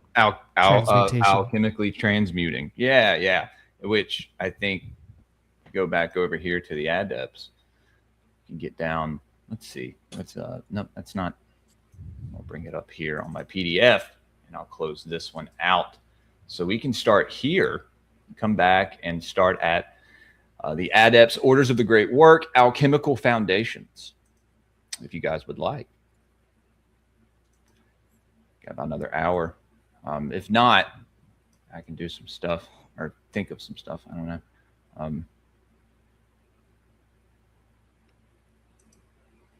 No? It's up to you, boss man. I gotta go. Yeah. I know you got to get out of here in a minute. I gotta bounce. I'm gonna bounce now too. Actually, Well, guys, let everyone know where they can find you. And don't find me. Don't watch D2A. It's gonna be a bad one. See It's you gonna later. be amazing. That's gonna be that though. You guys like him, so I'll see you next episode. It's gonna be an Subliminal. absolute Guys, go shit follow show. him on Twitter, X, at Manual Labor. Find me on Rumble and sometimes on Esoteric Book Review. I might be sprinkled in throughout the year. He it will. won't be a permanent. He'll it won't be a hitting me up. permanent And disappearance. he's always welcome. Rat's always welcome. Even if because but with me and Zarelaf taking charge of the show, it's going to probably go in a certain direction as far as, like I said, probably be reading the Eddas a lot more and the sagas and different ancient European texts. Hopefully a little bit, I want to talk about the runes. I want to talk about ancient European folk magic. A lot of things. Is that what was that? Is that on my end? No, that's on your end. Call. No, I don't know. No, that was me. Oh. That was my computer reminding me that my updates are a million years behind. There he is. Got another hour queue. So I was gonna guess that we are the fifth element, but Rogue 12 has the answer. the Aether. Yes. That would have been an incorrect guess. Right. Subliminal. Well, no. Aether wolves, dude. Let's we go. are the pentacle, right? Because We're the 5 points of man. top of the culmination with the culmination of the five elements. Yeah. Two elements here today. You're Voltron. All right. The Form Vitruvian Voltron. man. The Vitruvian man. Yeah. But yeah, no, everybody go follow Subliminal. He's also the person, the man behind a lot of the designs on the show, mostly all of them. Most of the bad songs. They're all great songs. Have a good day, dude. Stop blazing me. I gotta go. Okay. I love you all. Thank you. Go, Have a great day. Have a Be good gone time. with Bye. you. Bless you all. Bye. Bye. Later. Zarelath, you were talking about that story earlier. I'm out of here. I gotta go. All right, Nick, let everyone know where they can find you guys. cultresearchinstitute.org. Cult Rejects is also the fucking Substack too. If people are interested, I got a lot of stuff up there. And just Rumble, BitChute, YouTube, and all major podcasts. You'll find the cult. He's on Grey Pilled a bunch. Yeah. So, And yeah, I had a good time. Sorry, I got to bounce though. I mean, you're good, Nick. Have a good day, brother. Yes, and I'll hit you up. We'll see what you're doing tomorrow. Regardless, I'll try to make your birthday thing anyways. Hell yeah, dude. Just text me.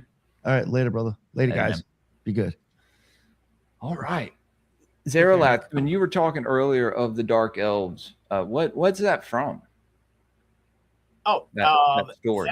that's from Snorri's account in the prose Edda of the Kvasir, which throws a little bit more context in. There's reference points to the Kvasir in the poetic, but then there's more of a narrative that's all put together in the prose. Kind of wanted to, you guys want to take a look at that? What do y'all want to do? Rat? What do I want to do? Get some more sleep. That's what I want to do. But you know, Hey, I feel like you can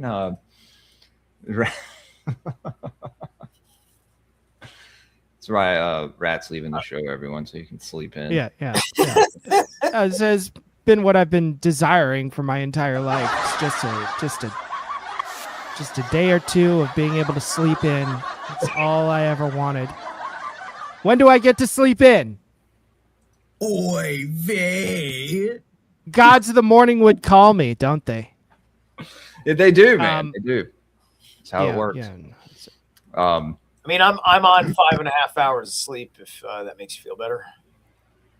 Well, guys, got another hour. That We're gonna doesn't hang change out. a thing. So they're really just dwarves. But Snorri renames them dark elves. Let's look at that real quick, and then then we'll have time. We can come back over to the Adepts and kind of see what we'll be talking about in Volume 2. So let me pull up. You said it's in the prose Edda? Yeah, it's in the prose Edda, the full breadth of that story. Now, Snorri said that, but you know what? I think that in a non-Christian specific context, I think Snorri was on to something with a lot of things, right? It's everybody likes to give anything that gets into like black and white kind of goods and evils or whatever. But I don't think that's right. I think because there's plenty of use of the term evil in the Eddas for pagans. Like it wasn't some Christian inclination of the idea of evil, right? Is that now? Is that in the Guild beginning, or is that in the Scald Parmal? Or I don't remember. I don't remember off the top of my head, right? Loud ass engine. But I was gonna say Gjallar and Fjalar also they're amongst the list of the progenitor dwarves in like the Volaspar or something like whichever Edda it was where it goes through all the dwarves up to Gandalf and such. Right. Which is Grand Elf, right? Yes. And then at least one of them was at Baldur's funeral. And I'm not 100% sure. What are the dwarves called? Or these two elves? These two dark elves, quote unquote. Yeah, like what's their names? It's dark elves because in that story they were dwarves that went evil. What Gotcha. There's an idea that dwarves go through a evolutionary process that they that kind of like how the gods, how we're an influence on the gods, like we're an influence on the dwarves and on the elves, right? And so our influence on the dwarven kind, who are directly related to the primordial emotions to tap into magic, which is what helps us in us achieving our magic when we work with our dwarves. Those are supposed to be refined into that of the elves. But then evil takes it off course. It corrupts the elves. They become orcs. This is the dark elves, right? Let's see. When a dwarf fails to become an elf, it becomes a dark elf. And that's very simple. Tolkien figured that out and did the whole dechristianization for you, right? Mm-hmm. So There's they may have been dwarves in other stories, but this is the story where they crossed the line and they performed a ritual, a black magic ritual. It just makes me think of Digimon. You know, if you treat Agumon bad, and Agumon uses tainted emotions to digivolve, he will not turn into Greymon. He'll turn into Skull Greymon, Right. who is this rampant, chaotic beast that wishes only to destroy. Yeah, I think it's in the Scald Mall. If you played Star Wars Knights of the Old Republic, Where? open choice role-playing game, you start out as a gray Jedi or a gray kind of Force adept, and when you are getting into your Force powers, you can take a Scythian path or a Jedi path, or you can kind of stay in between and try and play the gray Jedi. Kind of the same principle, and your relationship with the Dark Elves, the Jedi and the Sith are a good aspect of that. If you work with the Dark Elves, Very true, Howard. if you work with your dwarves into becoming an elf, you become a Jedi. I'm looking for it. Yeah, it's not gonna. It's gonna take. I don't know if I'll be able to find it exactly in called again the Scald Skapermal. Don't know if I'll be able to locate it. Howard, let me know if you know exactly where it is. That's damn, dude. Wheel needs to land on this a little more so we can get through it. We're not even down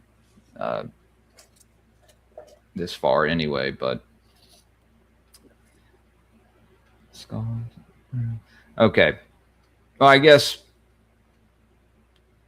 I'll continue to search for it. But here, we'll bring this back up so we have something. So we have something we can read. And like I said, this is something I guess we'll keep, a book that we'll keep on the wheel because I like where it's going.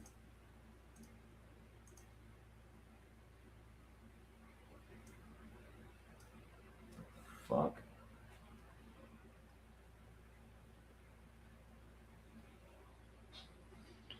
Plug my laptop up. I don't know why it's unplugged.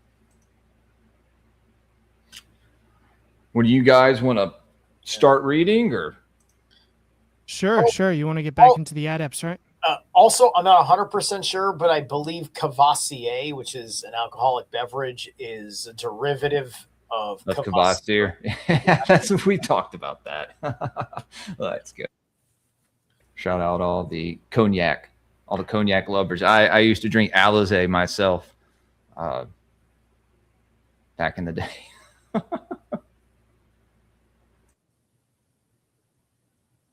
Oh. Yeah, I do believe, Howard, that Jules was trying to find the mentioning of the Dark Elves in the Prosetta. But he'll have to confirm that when he gets back. Who? What happened? Howard was wondering what you were looking for. You were so intent and deep searching. Oh, the story you were looking of for the Dark Elves, right? Cavassier. Yeah, that whole story in the Scout Primal. Right. In the Prosetta. But we don't have to. Yeah. The meat of poetry, right? I was looking for it.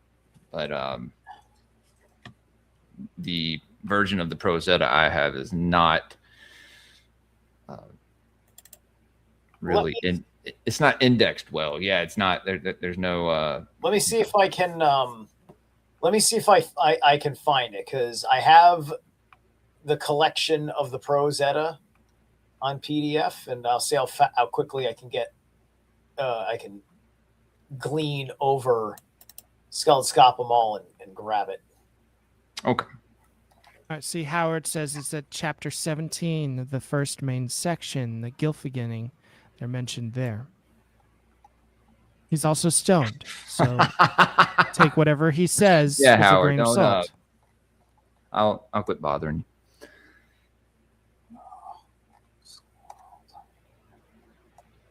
All right. The foundations of alchemy must be examined both traditionally and historically. Often it is difficult to estimate correctly the factual elements involved in the origin and descent of arts and sciences. Most of the essential branches of learning emerge into the light of sober recording at a comparatively late date, and when the subjects themselves are well advanced in both theory and practice. Actually, we have no adequate knowledge of the beginnings of mathematics, astronomy, music, medicine, or chemistry. These divisions of man's thoughtful inquiries about life and living are rooted in a dark, unknown earth and emerged gradually from the prehistoric sphere of legendary to bear their fruit in the light of historic times. The traditional account of the origin of chemistry involves a number of extravagant pretensions. Alchemy was included in the curriculum of the College of the Angels, which Adam attended in paradise before the fall. Moses and Aaron were instructed in the mystery of transmutation by God himself and became great adepts in the secrets of the stone. Dude, I've said it for 2.5 years. Moses was an alchemist. So when the angels descended to take wives from among the daughters of men, as recorded in the book of Enoch, they revealed to mortals the precious chemistry of for the regeneration of elements. According to another account, the fallen angels, out of revenge, taught men the art of making gold, realizing that wealth would impede the progress of the human soul. in giving them, literal gold, it would take, I guess, their focus off of obtaining like spiritual gold, right? The alchemical gold. Right. Yeah. Right. Yeah. Give them a substitute for gold, and they will not that's search something for more. that you cling on to, like in your lower body, right? Or your lower self. But Right. sorry, didn't mean to interrupt. No, you're good. The later Egyptians believed that alchemy was revealed to mankind by the god Thoth. Thoth? Hell, Thoth. The lord of the mind and secretary of nature. Thoth emerged as the initiate priest king, Hermes Trismegistus, or the thrice greatest. Very little is known about this obscure adept who has been honored as the founder of the Hermetic arts. It is a moot question in the minds of many historians as to whether he really existed as a great philosopher or whether he was a symbolic personification of a secret doctrine of chemistry guarded by the priests of the Egyptian mysteries. For centuries, the term Hermetic has been confused with alchemy or magic. Actually, the Hermetic art is theurgy, the science of the perfection of man through internal illumination. Most of the alchemical writers of the medieval period refer to the old legends as true and faithful reports, but proof is completely lacking. Scarcely any of the illustrious prophets and sages of old times are omitted from the traditional lists of philosophic chemists. Numerous books, presumably by those remote authors, were circulated throughout Europe, the Near East, and North Africa. We are justified in assuming that references to any extraordinary antiquity for alchemical speculations should be regarded as allegorical or fabulous rather than literal. Even the origin of the word alchemy is disputed. The prefix al suggests an Arabian source, and the Arabs, especially the mystical sects which flourished among them, were enthusiastic exponents of the art. The second syllable chemi is reminiscent of the Egyptian chem, and the hieroglyph mi, Kimmy. which signifies dark earth, and by extension, simply darkness or blackness. Old authors refer to alchemy as the science of the Egyptians, the dark or hidden art. It is not unreasonable, therefore, that the Egyptian word alchemy could have given us our modern word chemistry, and that the prefix al, forming alchemistry or alchemy, properly means God chemistry or divine chemistry, or more generally, the divine art. The basic axiom of alchemy is that man perfects nature through art. Art is the wisdom to know and the skill to do. Wisdom perfects art, and art perfects wisdom. And wisdom perfected by art is the wise man's stone. He who possesses it is master of the world. Oh, great Odin's raven! Hermes pointed to the mystery of the stone from Symbia, Era, Menates, etc. Here, the solar and lunar principles are represented, united by the philosophical fire. You see the picture above. Union of the sun and the moon. Yep.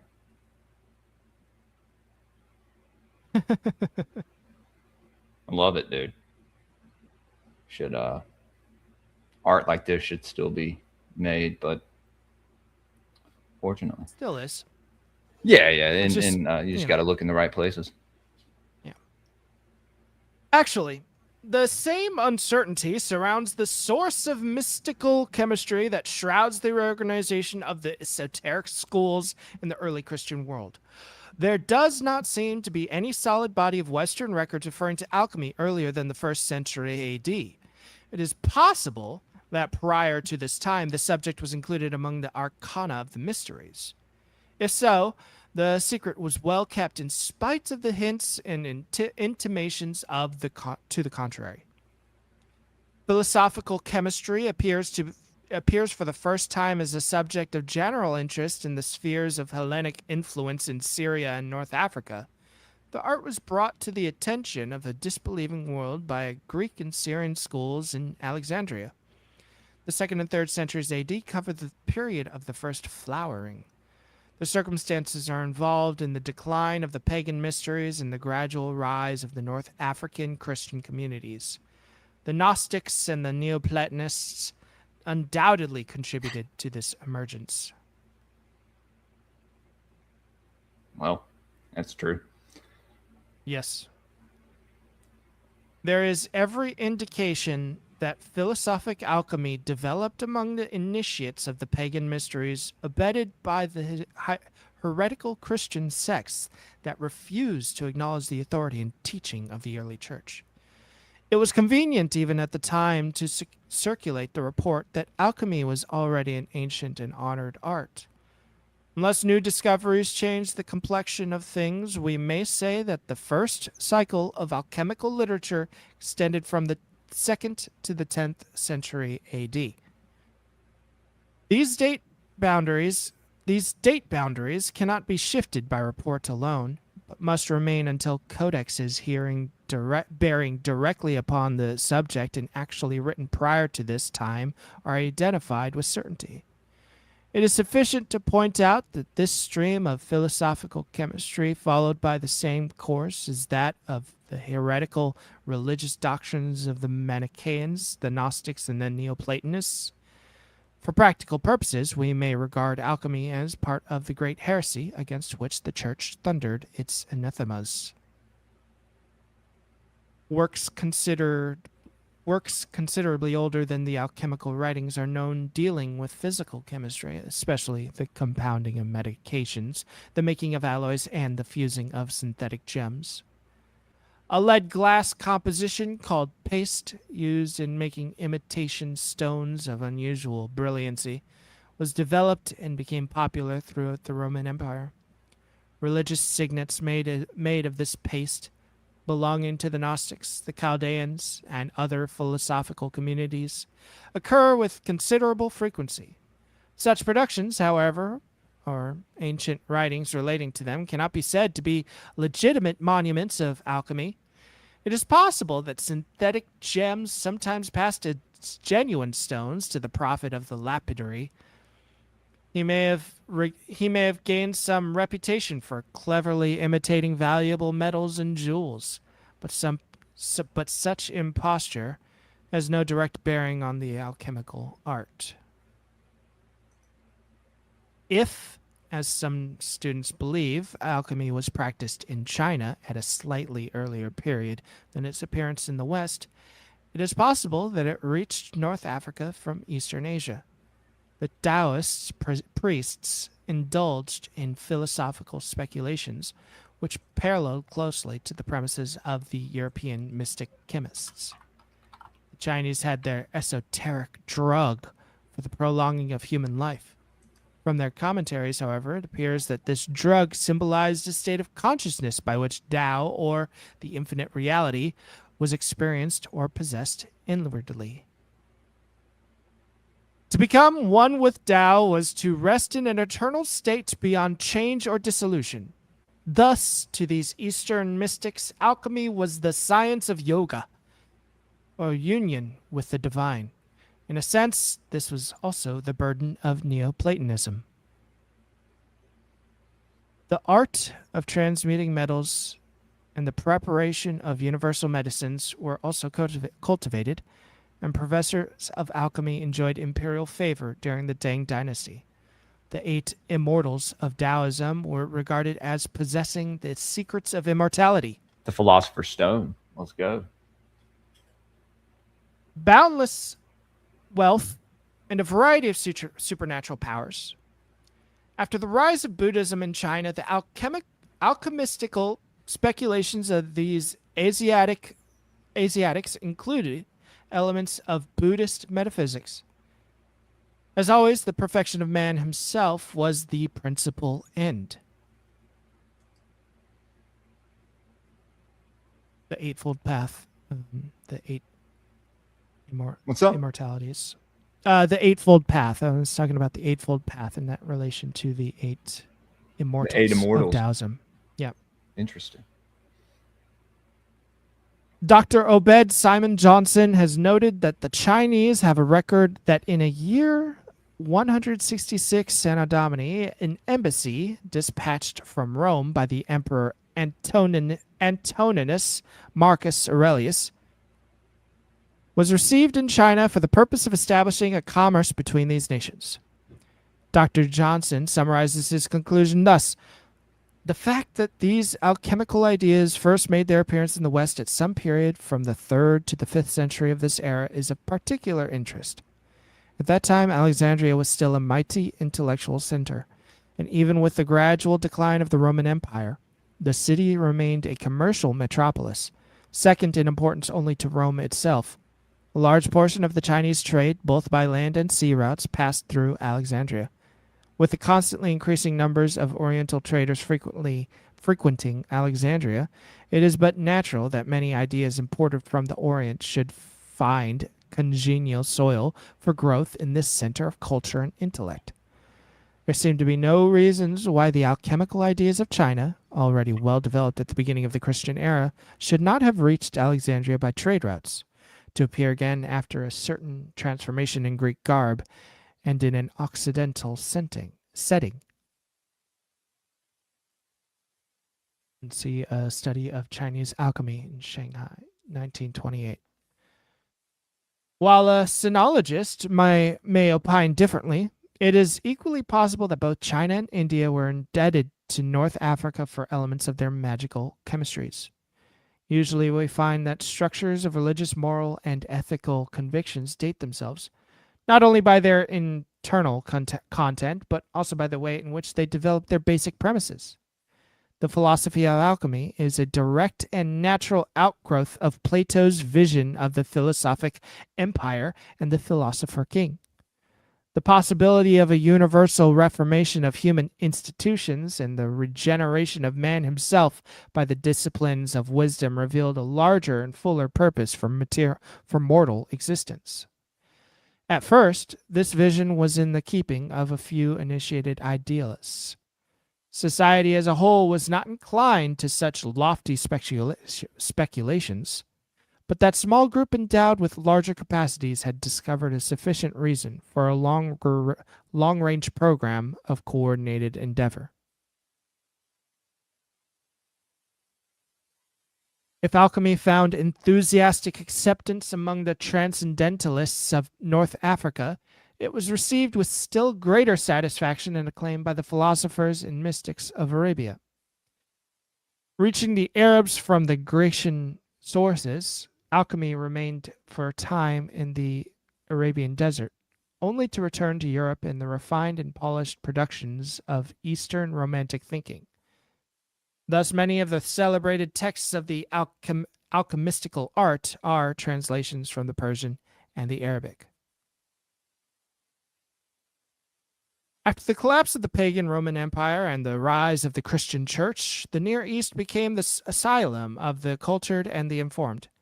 Europe was plunged into the chaos of the Dark Ages, but the caliphs of Baghdad continued to bestow their patronage upon scientists and scholars. During the reign of Harun al-Rashid and his equally illustrious son al-Mamun, the genuine writings of Plato and Aristotle were translated into the Arabian language.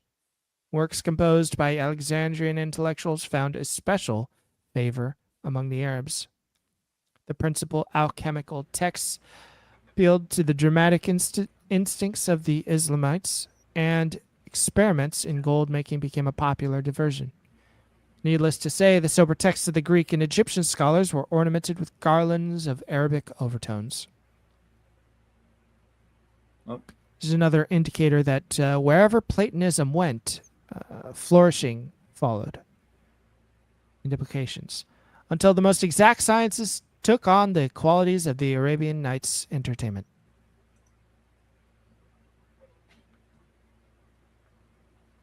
Among the illustrious adepts of the alchemical art who flourished among the Arabs would be mentioned Geber, Rhazes, Al-Farabi, and Avicenna.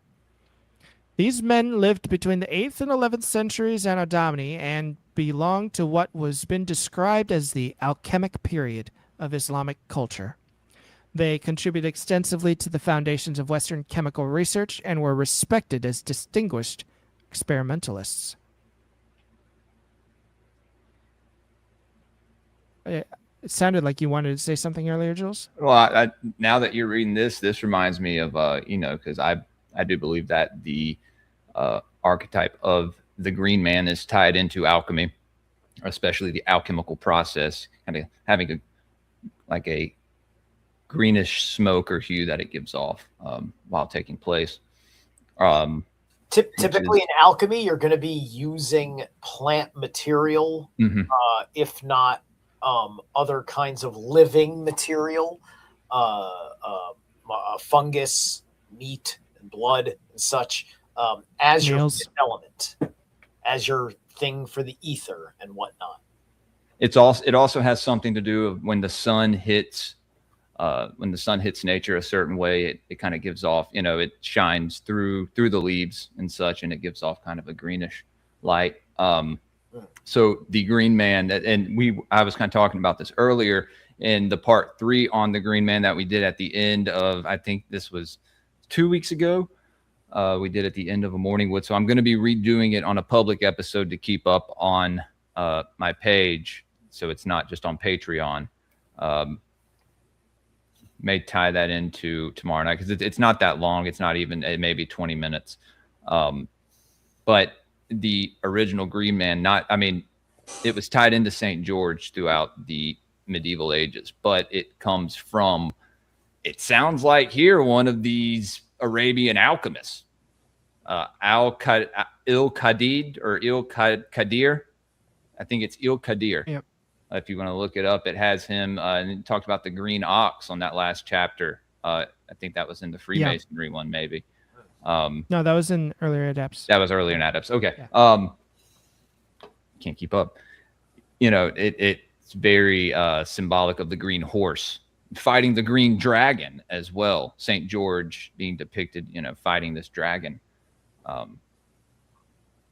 which ties into some of the stuff we've been talking about as well with the lower nature and all that. So This is very interesting, and it's very synchronistic how it kind of ties into something else I'll be talking about soon. So, Yeah. But I did want to say in about 5 minutes, we are going to cut off wherever we are here, and we're going to go over to reading the Edda, because Zarelaf found where that story is. So in the Skald Skapermal. Yep. I said it without having to look. There we go.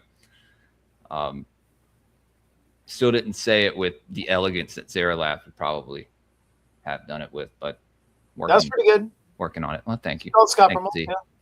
All right, Rat, you want to keep reading for a little longer? Sure.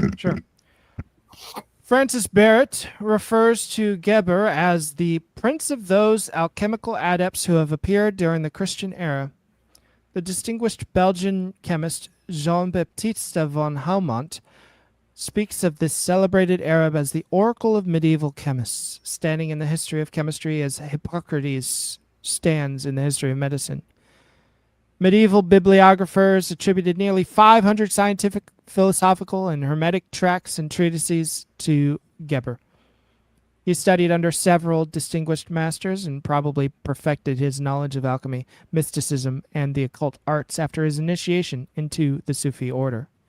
Geber belongs in the direct descent of the Greek schools, which he may have contacted through Persian editors and compilers. Many tracts on esoteric subjects circulated under his name. Oh no! I was looking. Europe. Somebody brought up the Green Knight. Yes, that story ties directly into the ancient Green Man. Yeah. All right. Yeah. Under his name in Europe are spurious, but he was a man of extraordinary erudition and skilled in the preparation of elixirs, the perfection of metals, and the production of synthetic gems. In his youth, Razis showed slight promise of distinction. He gained some prominence in music, but devoted most of his time to the luxury and dissipation for which his generation was famous. After his 30th year, he dedicated his life to medicine and philosophy, traveled extensively, and gained practical experience as superintendent of the hospital at Baghdad. He interested the Prince of Khorasan in alchemical researches. But when the transmutation of metals was unsuccessful, the prince beat the physician over the head with a heavy alchemical book. It is reported that Razis became blind as a result of this violence. He left a number of writings which were used in the universities of Europe as late as the 17th century, and his works were consulted and frequently referred to by the great Avicenna. He died in poverty, having given most of his goods to the poor. All right. Well, we'll leave off there. Like I said, there's I don't know how many volumes are in this one file, but this shit goes on and on and on. So this is all about alchemy. So we'll have this on the list, on the wheel. Forgive me. All right, Zarelath, did you want me to share what you sent me? I had it.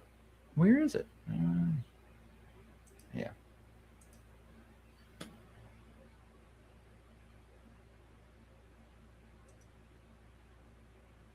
Make it a little bigger.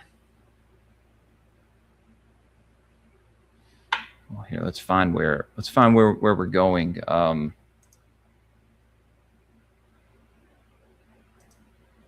You said it was 2, 3, 9. Okay. It's so fucking hot in here. You're talking, Zarelath, but you're muted. You're muted. It's so hot in here. Go to page 60, and then you'll see page 93 on page 60. Got you.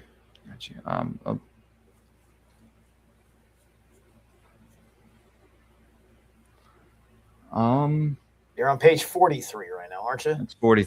Yeah, you're right. I should be looking at that. Yep. There you go. Okay. You should find page 93 on there somewhere, and Yeah. So that little bit of passage just above page 93, and then that's it. Yeah. So,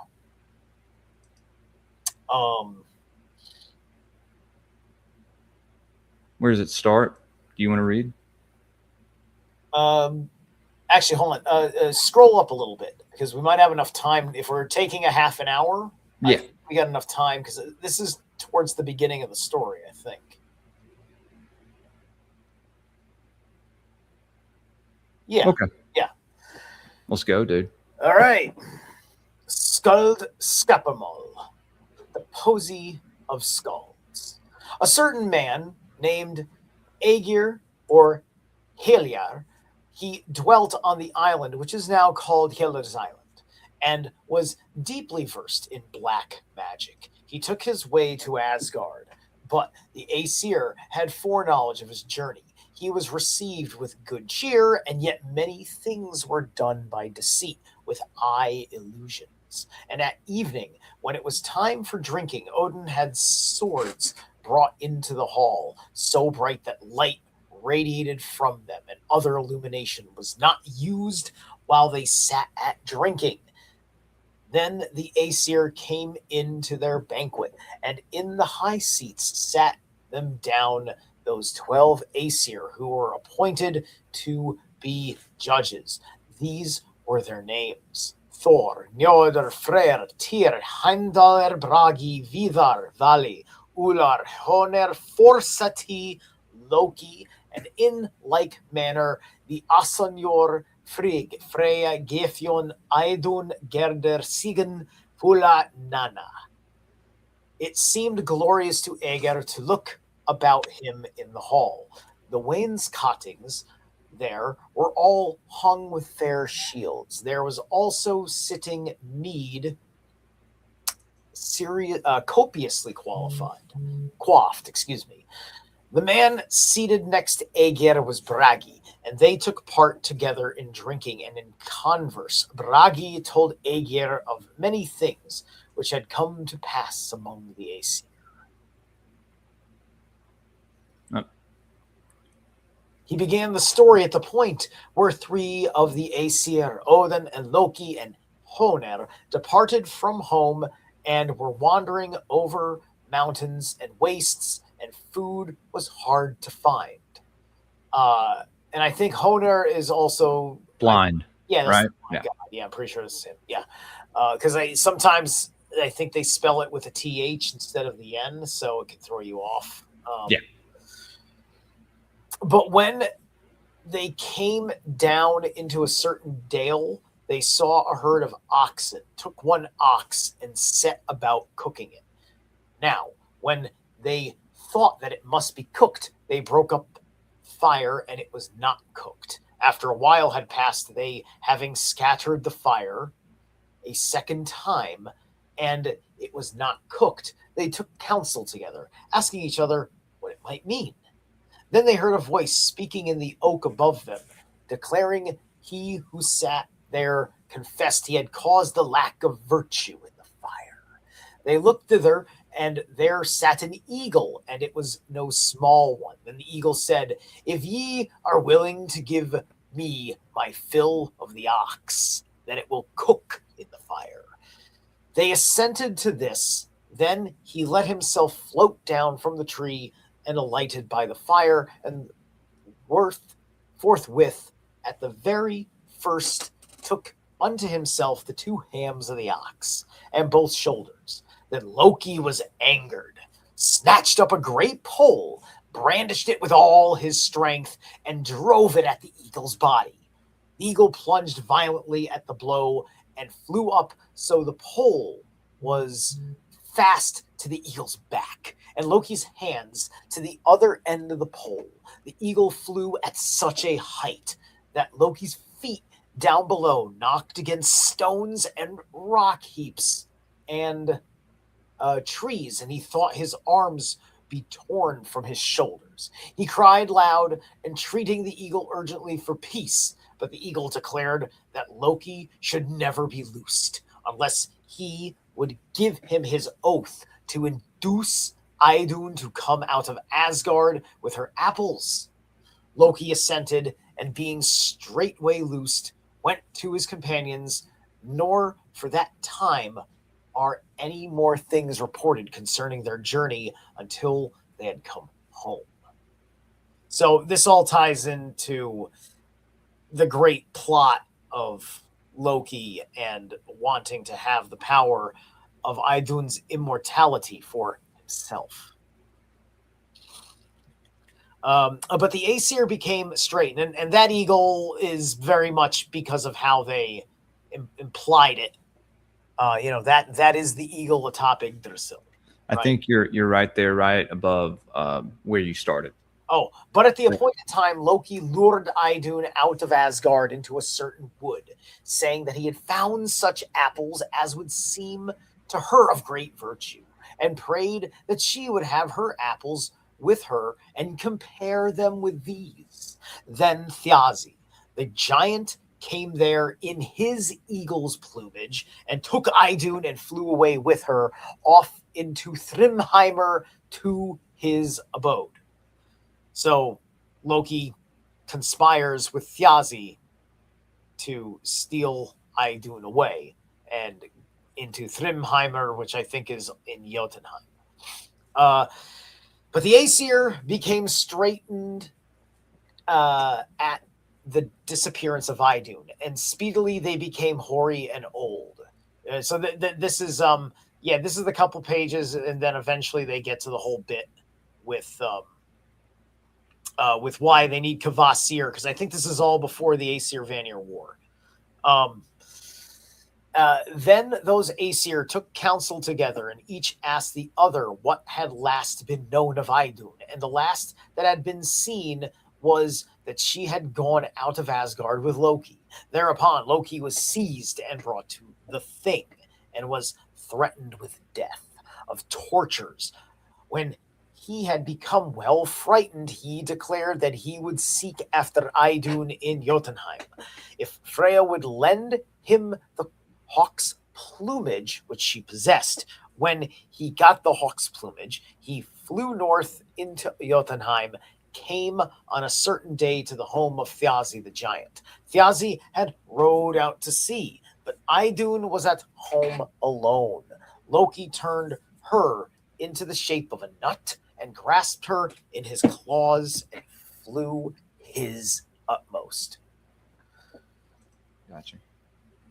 Now, when Thiazi came home and missed Idun, he took his eagle's plumage and flew after Loki, making a mighty rush of sound with his wings in his flight. But when the Aesir saw how the hawk flew with the nut and where the eagle was flying, they went out below Asgard and bore burdens of plain shavings thither. As soon as the hawk flew into the citadel, he swooped down close to the castle wall. Then the Aesir struck fire to the plain shavings.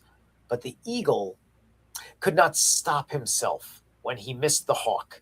The feathers of the eagle caught fire. The straightway his flight ceased. Then the Aesir were near at hand and slew Thiazi the giant within the gate of the Aesir, and that slaying is exceeding famous. Now Skathi, the daughter of the giant Thiazi, took helm and burnie and all weapons of war and proceeded to Asgard to avenge her father. The Aesir, however, offered her reconciliation and atonement. The first article was that she should choose herself a husband from among the Aesir and choose by the feet alone, seeing no more of him. Then he saw the feet of one man passing fair and said, I choose this one. In Balder little can be loathly, but that was Njordr, or of Nothon. She had this article also in her bond of reconciliation, that the Aesir must do a thing she thought they would not be able to accomplish, to make her laugh. Then Loki did this. He tied a cord of the beard of a goat and the other end about his own genitals, and each gave way in turn, and the two screeched loudly. Then Loki hit himself, fall into Skathi's knee, and she laughed. Thereupon the reconciliation was made with her on part of the Aesir. It is so said that Odin did this by way of atonement to Skadi. He took Thiazi's eyes and cast them up into the heavens and made of them 2 stars. In Fascinating. Norse astrology, the primary stars of Gemini are Thiazi's eyes. I got you. Then said Aegir, it seems to me that Thiazi was a mighty man. Hold on. I think, okay. Yeah. No, you're good. My bad. We're almost to 93 where we're going to start getting to the Kvasir, which is the whole reason we started this. And we'll read that and then we'll get out of here after that. Then said Aegir, it seems to me that Thiazi was a mighty man. Now what family was he?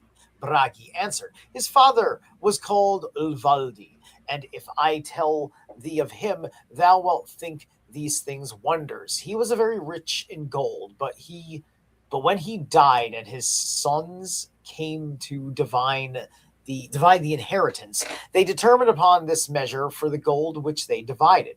Each should take as much as his mouth would hold, and all the same numbers of mouthfuls. One of them was Thiazi, the second Ethi, the third Gangar, and we have it as a metaphor among us now to call gold the mouth tail of these giants. But we conceal in it secret terms, or in posy in this way, that we call it speech or word or talk of these giants. And this is something coming from Bragi, is speaking of this, right? Who either is or will be the god of poetry and the scald, to right? Yeah. Then said Aegir, I deem that well concealed in secret terms. And again said Aegir, whence did this art, which ye call posy, derive its beginnings? Bragi answered, these were the beginnings thereof. The gods had a dispute. And here we are. That's the question. Okay. With the folk which are called Vanir, and they appointed a peace meeting between them and the established peace in this way. They each went to a vat and spat their spittle therein. Then at parting, the gods took that peace token and would not let it perish, but shaped thereof a man. This man is called Kvasir, and he was so wise that none could question him concerning anything but that he knew the solution. He went up and down the earth to give instruction to men when he came upon invitation to the abode of certain dwarves, Fjalar and Gjalar. They called him into privy converse with them and killed him, letting his blood run into vats and a kettle. The kettle is named Odrerir, which I believe means like the mixer or something like that. So a mixing vat, effectively. And the vats, hold on, I think I missed a word. No, you didn't. It's Odrerir and the vats. Yeah. Sun and Boden. They blended honey with the blood, and the outcome was that mead by the virtue of which he who drinks becomes a skald or scholar.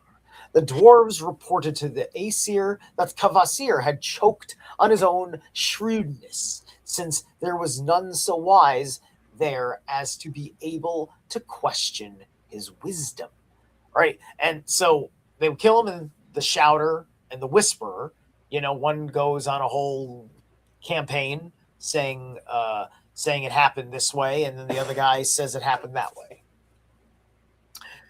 Then these dwarves invited the giant, who was called Gillinger, to visit them, and his wife with him. Next, the dwarves invited Gillinger to row upon the sea with them. But when they had gone out from the land, the dwarves rowed into the breakers and capsized the boat. Gillinger was unable to swim, and he perished. But the dwarves righted their boat and rowed to land. They reported this accident to his wife, but she took it grievously and wept aloud. Then Fjalar asked her whether it would ease her heart if she should look out upon the sea at the spot where he had perished, and she desired it. When he spoke softly to Galar, his brother, bidding him to go over the doorway when she should go out and let a millstone fall on her head, saying that her weeping grew wearisome to him, and even so he did. In a funny kind of way, there's a Begonia kind of echoes the archetypes in the story when you think about it. If you think of the chick as like the as the Kvasir, because like she gives the dude the advice that involving blood transfusioning, and gets her killed, and so like he's like Yalar, and then his cousin was like Fjalar because he was a man of very few words, right? Yeah, there's a little bit to it there that I'm picking up on, but let's get back on track. I just had to side note it. Okay, respite their lives. The price workers offer pressure. No, yeah. Yeah, I think you're at now when the giant. Sorry, yes, I'm about my turn. Now when the giant Suttinger, Gillinger's son, learned of this, he went over and took the dwarves and carried them out to sea, and set them on a reef which was covered at high tide. They besought Suttinger to grant them respite of their lives, and as the price of reconciliation, offered him the precious mead in satisfaction of his father's death, and that became a means of reconciliation between them. Suttinger carried the mead home and concealed it in the place called Hidmjörg, placing his daughter Gunlod there to watch over it. Because of this, we call Posey Kvasir's blood, or dwarves drink, or fill, or any kind of liquor of Orerir, or of Voden, or of sun, or ferry boat of dwarves, since this mead brought them life, ransom from the reef, or Suttinger's mead, or liquor of Hnithjorg. So, right. yeah. So those are all different names that. It's been a long time since I read this. So Yeah, man. No, there are all these different names that were all thrown in here. I'm glad we pulled this out. Yeah. So that's a good reminder that there's stories that unfold themselves, meanings that unfold themselves, right? Because this is Gunlod, but there's other ways of the story where the name is Sinmara, right? But so there could be a little bit of confusion. It might be a mix-up between a mother and a daughter, perhaps. So then Aegir, hold on. Sorry. I was going to say, where do you think is a good place to end off? Hold on. Let me look on my side. Because I know what you mean by that question. Did I close it? I didn't close it. All right. This is right there. Odin stood a night's lodging in the. Then Aegir said, "Oh yeah, Darks was Odin brought a night's thing, and declared that he had it. Sat there and saw the eagle. If it's possible to end it just at the top of page 96." Yeah, that's fine, dude. That I think I'm making about 10, and if I go fast enough, maybe even a pinch further. Because we're getting through the like he tells the story in a very quick way. You can fill in how long and dramatic each scene is in your own head, right? Then Aegir said, "These seem to me dark sayings to call Posey by these names. But how did ye Aesir come at Suttinger's mead?"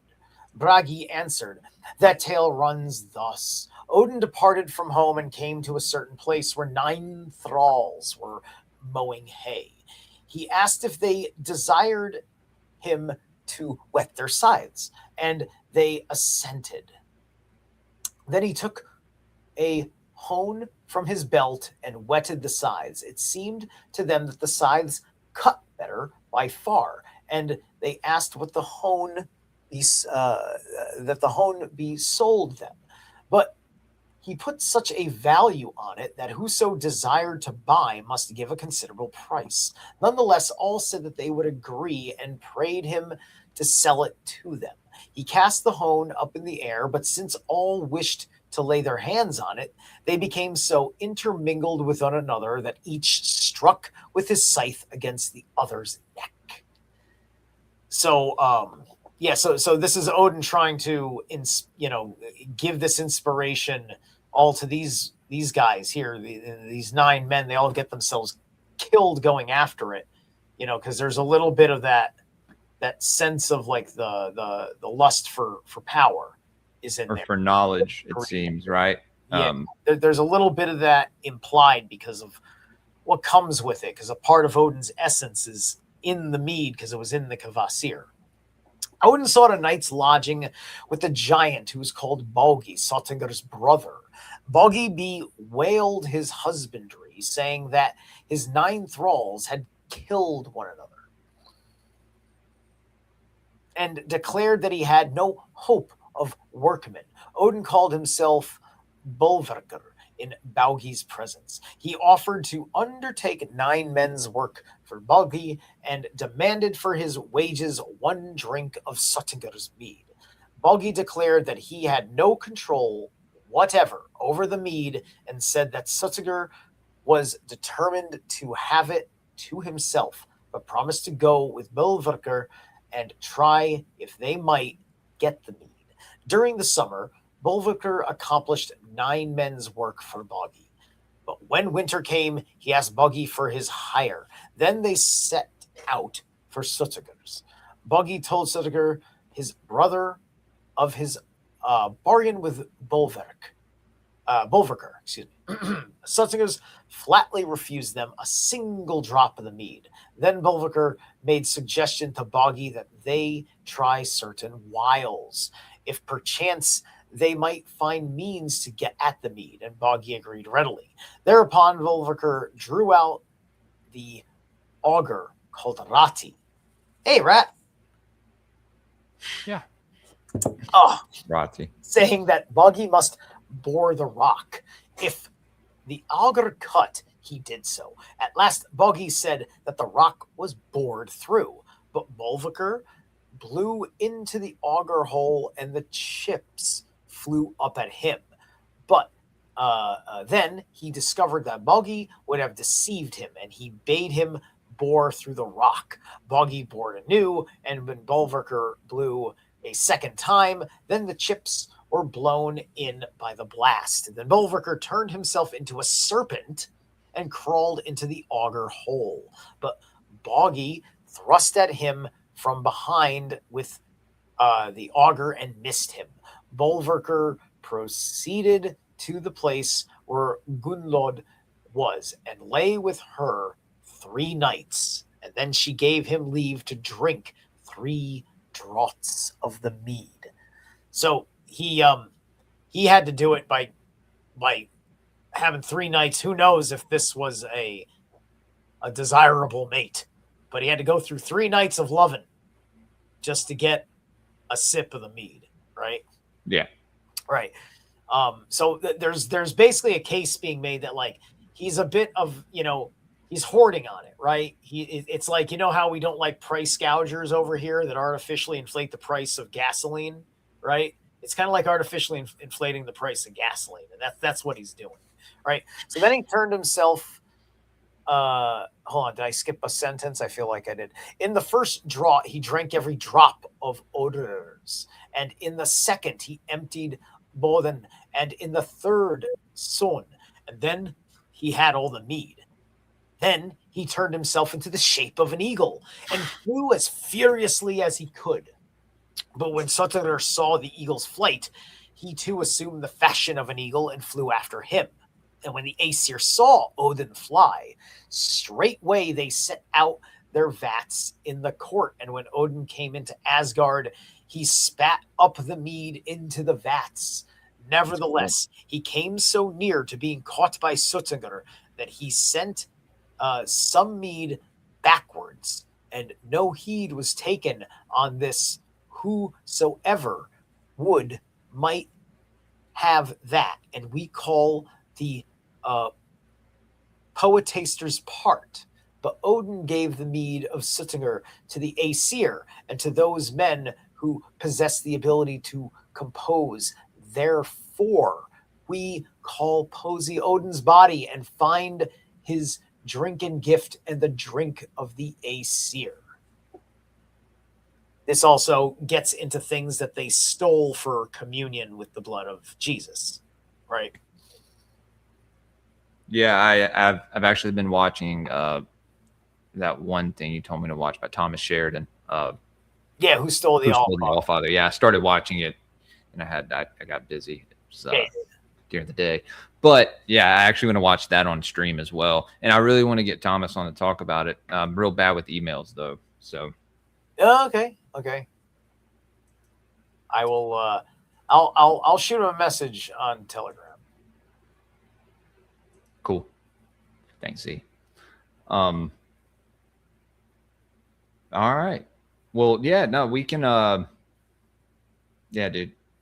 Like I said earlier, there'll probably be a lot more room or slots open to read this because we'll be focused more on stuff like this in the coming months, guys. But yeah, this will be going. I'm making this episode private here in about an hour or so. So if you are watching now and you want to rewatch or go see what we kind of read at the beginning towards the end, we got into a lot of good shit today. So Z Rat, thanks for coming and hanging out, man. Yeah. This was a fun show. Of course. Yeah. Always. This is my favorite show I do. So let me see. Yeah, guys, tomorrow night I'll be doing a birthday stream. Hopefully we can get I may be going on this other show with Nick. I don't know. We'll see. I'm going out to eat with Olivia later. So I'm going to have hang out for my birthday tonight and then hang out with my kids during the day tomorrow for my birthday. We'll probably go do something fun. But guys, let everyone know where they can find y'all and just, plug your stuff and yeah. What you got? If y'all got any other shows you're doing this weekend? Guys, go ahead and follow me over on Rumble at Season of the Rat. Make sure to check out Disagree to Agree. We'll be streaming today, a little later than normal. We're going to be Mexican about it. We're going to probably be about 4 o'clock or so, something like that. Central Time, 4 o'clock, something like that. Also, check out my show I do with Not Nice Guy every Thursday, where we go through a video series called The Awakening from the Meaning Crisis. And we're just talking about how Descartes and Galileo killed the universe and the mind. So it's been very entertaining. Also, if you can, go ahead over to my Bandcamp, get my album Where We Are over at escapesaturn.bandcamp.com. Give that a listen. Throw me a few bucks. It helps out. And that's all I got for you. Don't follow me anywhere else. Yeah, you follow him on X at Season of the Rat. Don't follow me on X. Yeah, that would be creeping. And I am Zerlath Eternal on YouTube. You can tune in to me currently in the middle of reading Abramelin the Mage. And you may find me picking on some geopolitics situations and things like that over there. Pretty active on X, I would say. So you can follow me for savage tweets at Zerlath369 on X. And you can also keep an eye on me on Instagram, but I'm mostly just reposting stuff. But I'm pretty active over there. I'm pretty reactive on Instagram, and it's just an available way to whatever with me. And and then tomorrow I will be on Greyhorn Pagan's podcast unless Stein can't be tomorrow afternoon for tarot and rune divination. Let's go. For an hour live. So show up for that to get a free short reading, or you could email me to get an hour-long session for money. All right. And guys, you know where to find me on X at greypilled, 3Ds. And then over on Patreon, patreon.com/greypilledpodcast, you'll find all the Gods of the Morning Wood. You'll find Occult Cinema. You'll find the Twin Peaks analysis that we did, which I think we may do it again. We may watch Twin Peaks again, guys. It's about to be into like autumn, starts to get cold, and you have, it's dark early. Hopefully, I don't know. We're saying something about how they were doing away with the bedtime savings, daylight savings. Hopefully they do that. I don't see it being a reality, but maybe. Anyway, yeah. Tune in tomorrow. I'll, keep y'all posted on X or whatever in the group chats and everything on when I'll be going live. And yeah. If you want merch, go to greypilled.printify.me. It's the only place you'll be able to get merch. Yeah, if you want to support the show, go over to the Patreon. Yeah, I'm going to have a good weekend. Going to enjoy turning 34 in the year of me being 33. It's kind of incredible. I believe the spiritual ascension that I've reached is the highest that it's been, obviously, in my life. And I don't think it's a coincidence that it happened when I was 33 and I'm on the path I am now. Right. And yeah, neither does my wife. She's about to turn 34 as well, and she also feels the same as me. Been leaving offerings out for the crows lately, trying to get them to, come hang out with us so they can start to bring us money. Anyway, yeah, yeah, guys. Gonna actually, speaking of that, I do have an augury deep dive plan I've been talking about for like a month now, but we're gonna do it soon, I promise. As well as watching the 97 Odyssey on stream. We'll be doing that. And remember, everyone on YouTube can't stream a lot to YouTube unless it's like someone coming on for an interview or this show. With the Occult Cinema, we do like the first 15 minutes, then we have to cut it. So yeah. I know you may not like using Rumble. You may not watch anything else on Rumble, but get a Rumble account, subscribe to my channel. You'll find most of my content on Rumble anyway. A lot of stuff I haven't even posted on YouTube, or YouTube won't let me. It takes off, or I'll be taking this to private on my channel in like a couple days, right? Well, I try to do it more within like a 24-hour period, I guess. But yeah, I'll just do it. Yeah. All right. It can also be for your audience as well. If you wanted, I told you, if you wanted to do that, you could use that. You had mentioned, you start a Patreon. Yeah. I just want to not forget that one's lingering out there. I got you. Well, just go check, dude. It's not a big deal, to be honest. Yeah. We've done so many of them. Like, there's little drops of knowledge scattered throughout every episode. There's a lot of stuff that, we get into that a lot of people don't get into on any podcast or show. So Gods of the Morning Wood is the one place that you will find all of this. And until next time, guys, fear nothing, question everything, and stay gray-pilled. We'll see y'all later. We'll see y'all tomorrow for my birthday stream.